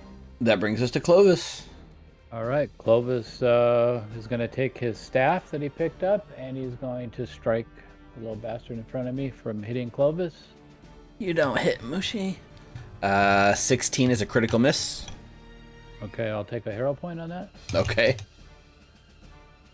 Yeah, Try it again. 29's a hit. Sweet. Damage. 4 points of damage. Takes it all. Sweet.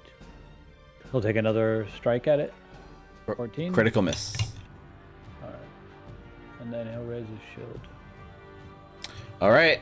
That's angry clothes just beating the crap. I don't know. My magic doesn't work. Hit. At least you did some damage.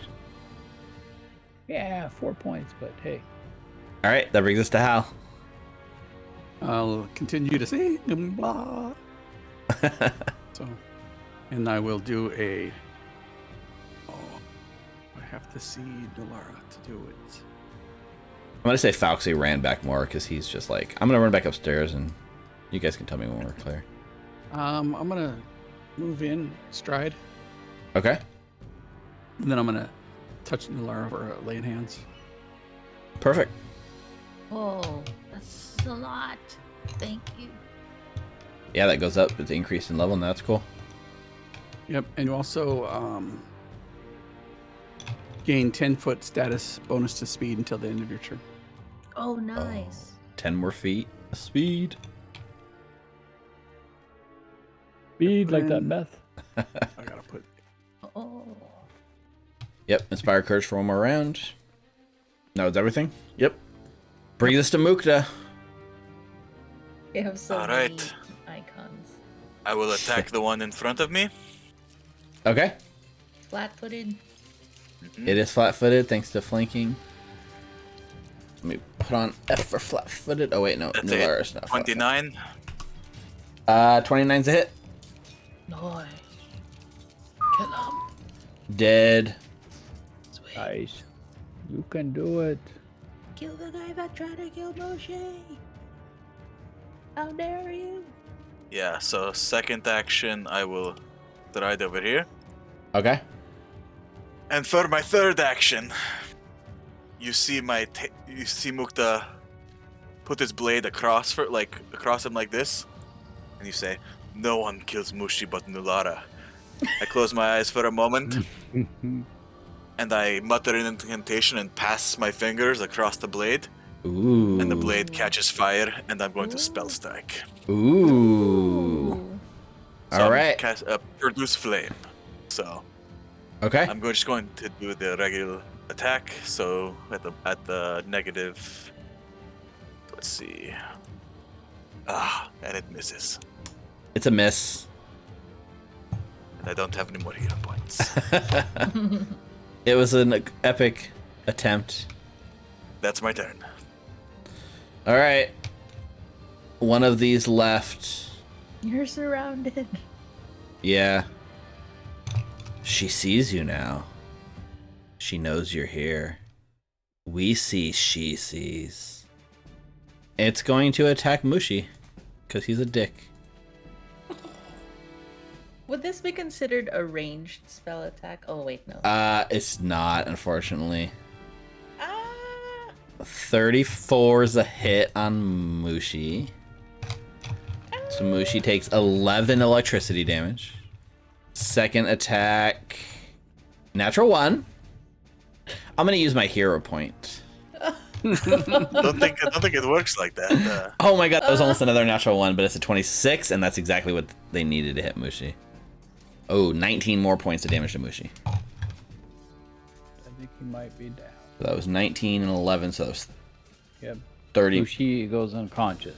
Oh! All right, and that was all 3 actions. Nular. Listen to Mukta. I only get to kill Mushi. Power attacking with Encore's blade.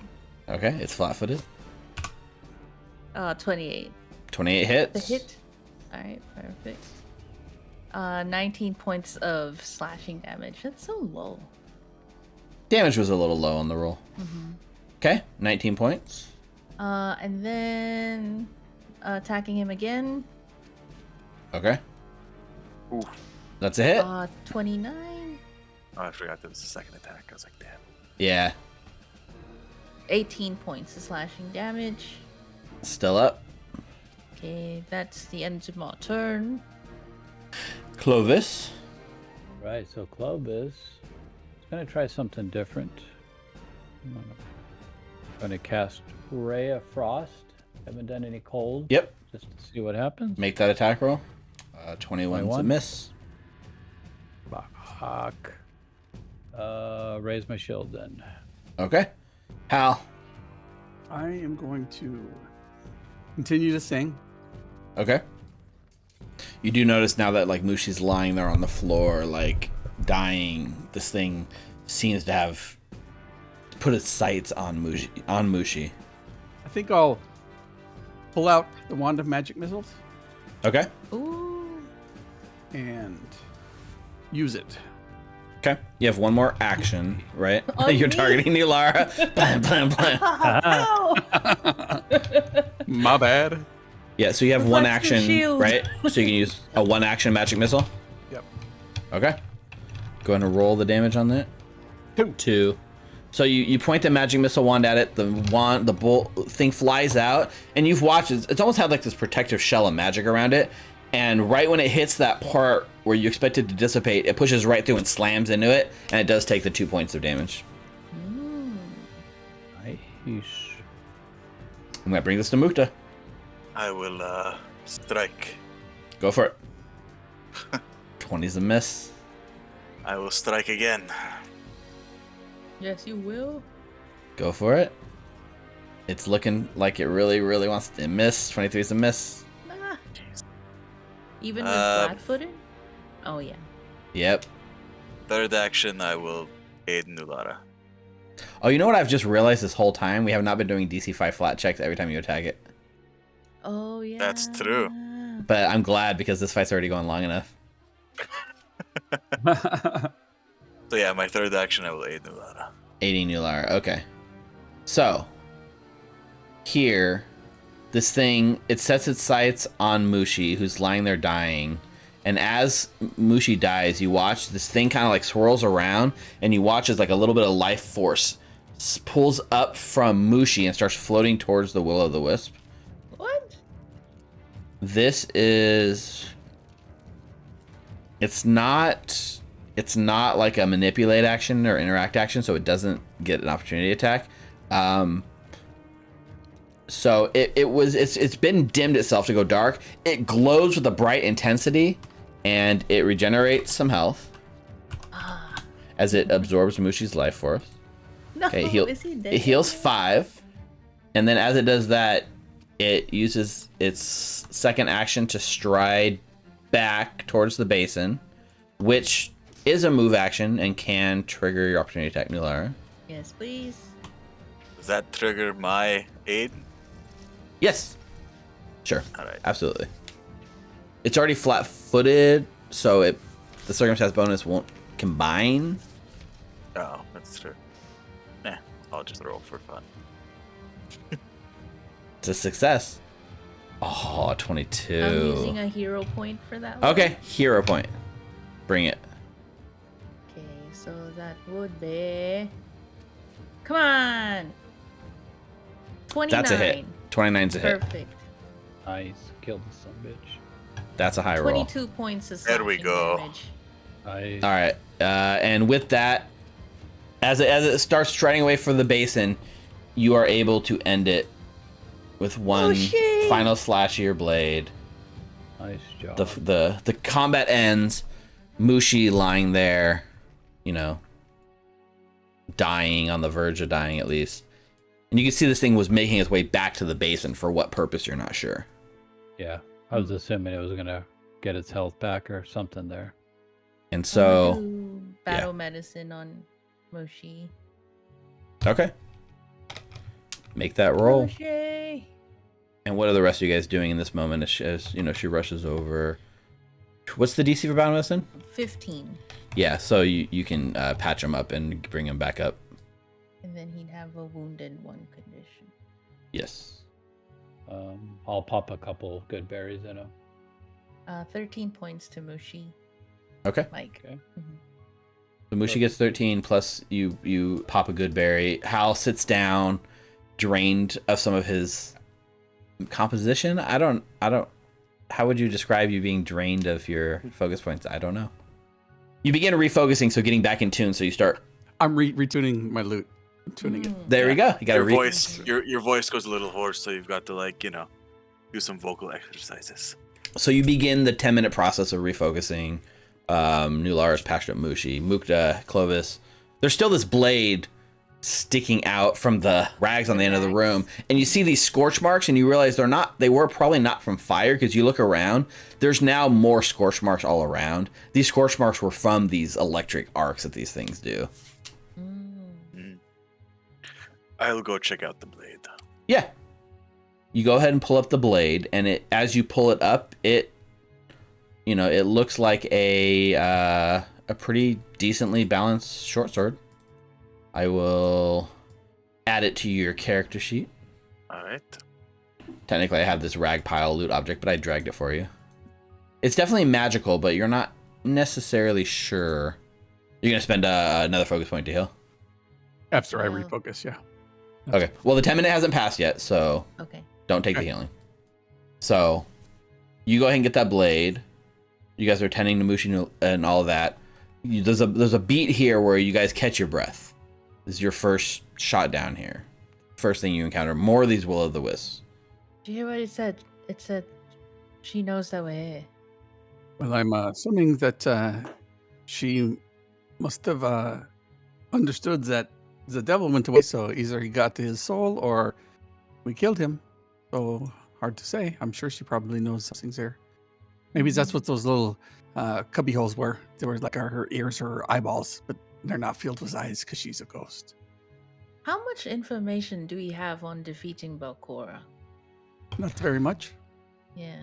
The camera pans down to the whispering reeds sticking out of your bag. Clovis, that was quite a nice spell there. That really helped us out. Otherwise, we wouldn't have been able to see them at all. Yeah. Glad it worked. I'm sorry I kind of gave your positions up, but yeah, I think it worked out. Is Mushi all right? Yeah, he's the metal medicine and my 4 good berries. He's good. Was that spell one of the things you learned from the books? The no. book. Well, you know the book that I'm talking about. I do know the book. No, I did not learn that from that book. I had learned that from my druid upbringing. Now we were trying to figure out what else we could maybe know in regards to defeating Balcora. Well, we know that she's a ghost, yeah. Last time I read that book, I had somebody chasing me or following me, but might have to dig into that book if I have to. So No.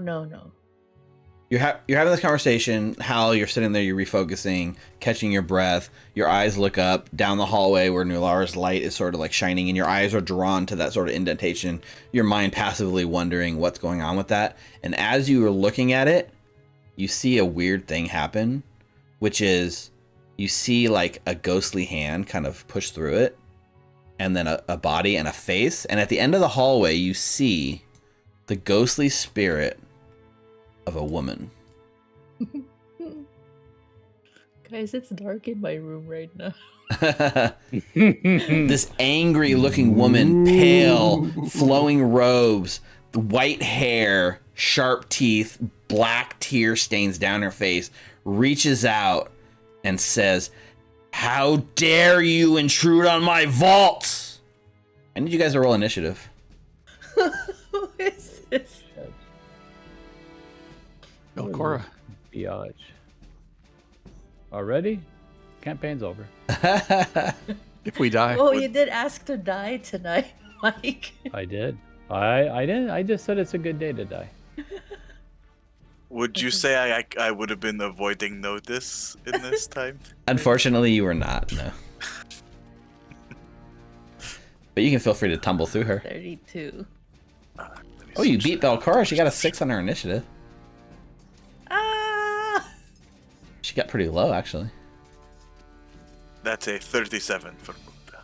Well, all right. Here's the thing. Mukta and Nulara, she's coming through the wall. You guys are both the first to react. Clovis has his back to her, so he's not seeing her yet. And Hal is just like, there's a moment of like fear that he gets a drop on him. But Mukta, you're ready to go. All right, I will stride 30 feet. So I have nothing in my hands. Okay. Second action, from my bandolier that I put it in, I will pull out a ghost charge. Oh. I had one more, and I'll throw it at. Perfect. Make that attack roll. She's So definitely I'm a like- ghost. I'm like tumbling through all my friends, like somersaulting and like weaving through their legs and getting through it as quick as I can on Uh-huh. all fours. Pop up in front of them and You kind of throw. end in the hallway with the moss and stuff, and it's like you like do a little slide as you throw because it's like so slick and Nice. slippery in here. all right. But it also means your hands get all like mossy because you had to forearm it in here. Let's see if it affects your throw. 33. That is a critical miss. No, I'm What? kidding. I'm kidding. It's a hit. Let's go. And we're running. 33 is a hit. Run. Nina's Get look. the hell out of here. So go ahead and roll that damage. Flip that reaction. It's a +1 item bonus to attack rolls. I don't know if it was included already, but it is a hit. No, it wasn't actually. So It's just a regular dagger. So yeah. it's going to become enfeebled. She's going to become enfeebled 1 from the ghost charge. She takes 11 points of positive damage. +2 positive splash. Yep, she takes the full 11 points of damage from your ghost charge. 11 points on Balcora. All right. And she now also gets hit with 2 more splash damage. Perfect. That's my turn, and then I say, "You'll have to get through me, bitch." So ballsy. Yeah. All right, that brings us to Nulara. Okay, first action, I'm doing battle medicine on myself. Okay. So, give me 1 second since I still have my healer's tools. Medicine check. 22, Okay. so that's Yep. 2d8. And Oh, then that's better. for my second action, I'm going to pull out Ancora's blade. Okay. Third action, I'm raising my shield. Get that shield up. Yes, sir. All right.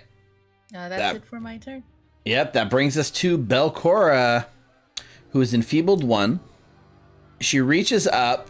You tell her you gotta get to me, bitch. She reaches up and her hand like basically points in your direction, and you guys are all in like a straight line to her. Oh, Yes. god damn it. And you watch as she begins doing this like swirling, casting spells, even in her ghost form, chanting this magical chant, moving her hand motions. And as it does, you actually watch as the room around you begins to fade away. And you feel yourself in the middle of Otari, looking around, and you see buildings burning, creatures rampaging, people dying in the streets being murdered, and you can feel this image taking over your mind. I need everyone to make a will save. Would this be considered a fear effect? This is actually not a fear effect, believe it or not. Okay. Seems like it should be. Oh, Will save, my right? hero point. So 20, 17, 30 for Hal. That's not bad. 20 for Clovis, 17 for Nulara, 28 for Mukta. 28. So you all fail. Nulara critical fails. Oh shit. Yes. Would anyone like to spend a hero point? Yeah. I think somebody just gave Clovis one. Wait, so 27 to succeed, so Hal succeeds. Right? No, Hal fails. No, Hal got a 30. Hal Yeah, still succeeds. fails. What? But if I critical failed with a 7, okay, never mind. Yeah. All right. Well, Clovis uses a hero point, and now critical fails. Clovis is gonna die. Shit. I think Nulara has a hero point now as well. Wow. I do. Okay, thanks. Richard gave you a hero point. If you want to use it, 24. 24 is a fail, but not a critical fail anymore. Okay. Okay, so now we have everyone failing, Clovis critical fails. Okay, so Sucks. That's not a hero point then. Son of a. Holy fuck. Everyone, so here's the thing. Everyone that failed takes 41 points of mental damage. Okay. Cool. Clovis, Cool. you take 82 points of mental damage. Oh boy. Clovis, can you make a reflex saving throw? Can you make a reflex saving throw if you're I don't dead? know, man. I can't make shit today. So 28. 28 is a failed. So this vision of Otari burning fills all of your mind, hurts the crap out of you guys, but it fades fast, right? It's an illusion magic. You guys have pushed through it. It affects you mentally and emotionally, but it does not take hold. And you all look over at Clovis. Clovis, you are trapped in your vision. You're in Otari. You're in your forest. Your forest is burning. Mushi is dying. Everything is becoming corrupted. The ground itself grabs and holds you there, and you are unable to get free. You are stunned for 1 minute. That's it. That's her turn. So Clovis is stunned. Stun says you can't act while stunned, so you're trapped in this vision. Okay. You're completely stunned. You can't act stunned using inclusive value, which indicates how many total actions you lose, possibly multiple turns for being stunned. It's actually a good point. Let me look at her spell real quick. Because you're supposed to be trapped in a vision completely. So I think it makes sense that you would be... Yeah. So I think what happens is you spend your whole turn in this vision unable to act. Yeah, because what it's saying, right? If I'm stunned 1, then it's like an action to try to work through it. Yeah, Right? yeah, it is. You do get a save at the end of your turn again. So make a new will save at the end of your turn. Okay. You just watch as Clovis is like definitely having a nightmare. Oh, natural 20! Oh, there we go. I shook it off. So with I an thought of watching Mushi die in the fire. I just shook out of it. you do. You shake out of it, and you're like, no, this can't be real. You blink out of it. The whole illusion, the whole thing that took hold in your mind fades out, and you're back here present. You're no longer stunned. Awesome. But it did take up your whole turn. Yeah, that's fine. At least I'm not stunned. At least you're not dead, too. By the Well, way, that's true. I'm pretty close. I did spend 1 minute recharging my spell strike while they were. You had 1 minute. You guys had somewhere in the neighborhood of 5 or 6 minutes. You didn't have enough for a full refocus, but you did have a minute to recharge your spell strike. That's fine. All right. Hal, I'll reach out to Nulara and do lay on hands. go for it. Thank you. 24 healing. And then I want to cast Biting Words on Belcora. Ooh, she can understand you. Make that attack roll. 27 is a miss. I'm going to use my hero point. Hero point. You're like looking at the time, like, yeah, I'm gonna hero point it up. Hero. Come on. 22, still miss. Hold a Clovis. All right. All right, Mukta. All right. After saying, you'll have to get through me first, bitch. Okay, fair point.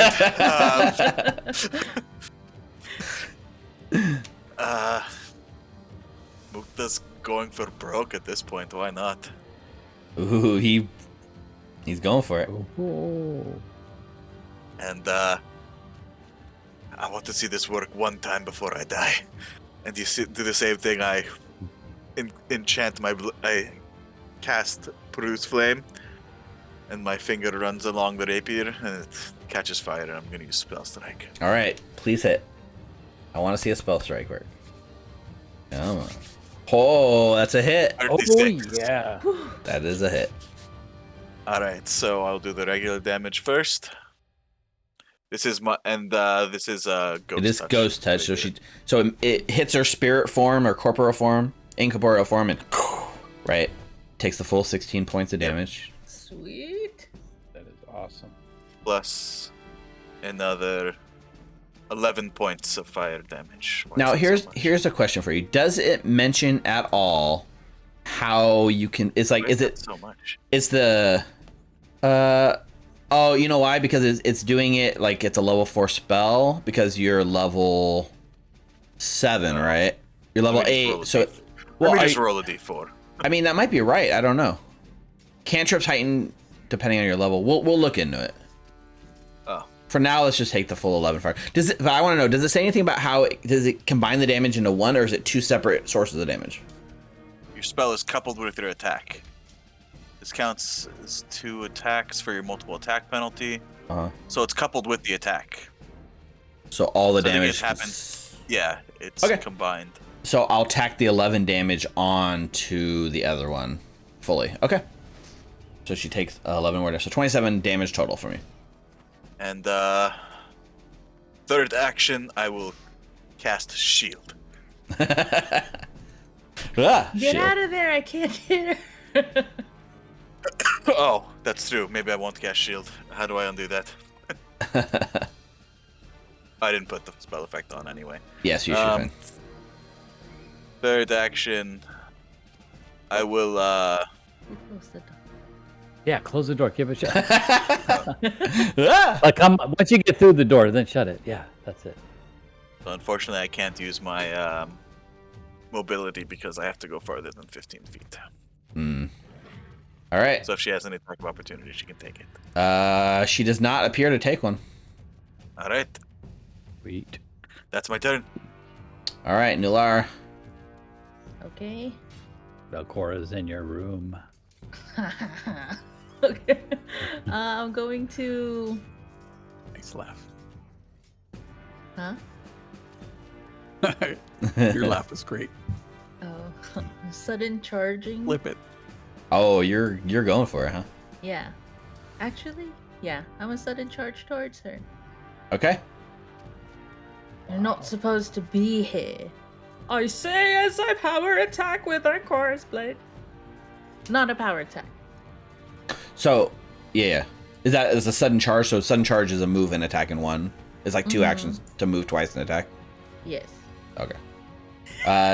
24 misses. Oh man, and then I'll be like, well, I gave it a try. And then I don't want Clovis to die. What's your hit points, Clovis? 14. Just stick with her. I'm gonna die. I said it was a good day to die. It's a good day to die. Okay, yeah, I'm raising my shield. I'm dead on Okay. this round, probably no matter what. Raising your 80 shield. something points. Yeah, crit fell is serious. All right. That brings us to Belcora's turn. Even 40 points is pretty serious. As you raise your shield, bracing for an attack. The attack doesn't come, and you guys all watch from the hallway as Balcora, laughing, stay out, as she just goes backwards right through that wall. She takes a step to go right through the wall, which doesn't provoke any opportunity attacks, I don't believe. No, she took a step. If she took a step, Right. I don't know if you had a new feat that says screw steps, you can do whatever you want. No. And as she zooms out through the wall, she seems to disappear back through the wall into the lighthouse, giving you guys a moment to like catch your breath and like kind of look at each other like, what the hell just happened? And as you unpack the horror of the situation you have found yourself in, that is where we're going to end tonight's episode. Holy shit. Welcome to Belcora's house, everyone. Fuck. You know what? She ain't, I hit her though. she ain't no, So what? she ain't no joke. She ain't no joke. That's good, Steve. That's pretty fucking good. Whew. Wow. Yeah, I mean, you guys, that was a intense scene right there. I was like, I'm dead. Yep, she's not some passive thing. Like the eyes did told you, 80 right? Points on you.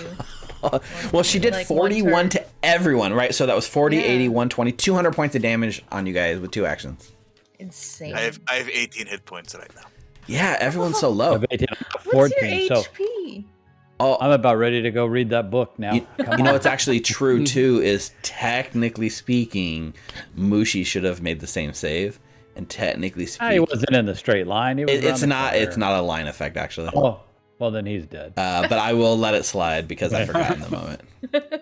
He's got 40 hit points, so he would have been dead, even if unless he got a critical save, which I doubt. Yeah, that would have been his only way, right? Whew. Yep. Well, that's gonna do it for Man. us this week on the Abomination Vaults. And what a way to start the Eyes of Empty Death. You saw the Eyes of Empty Death themselves, tangled with them, and had a short run-in with Belcora.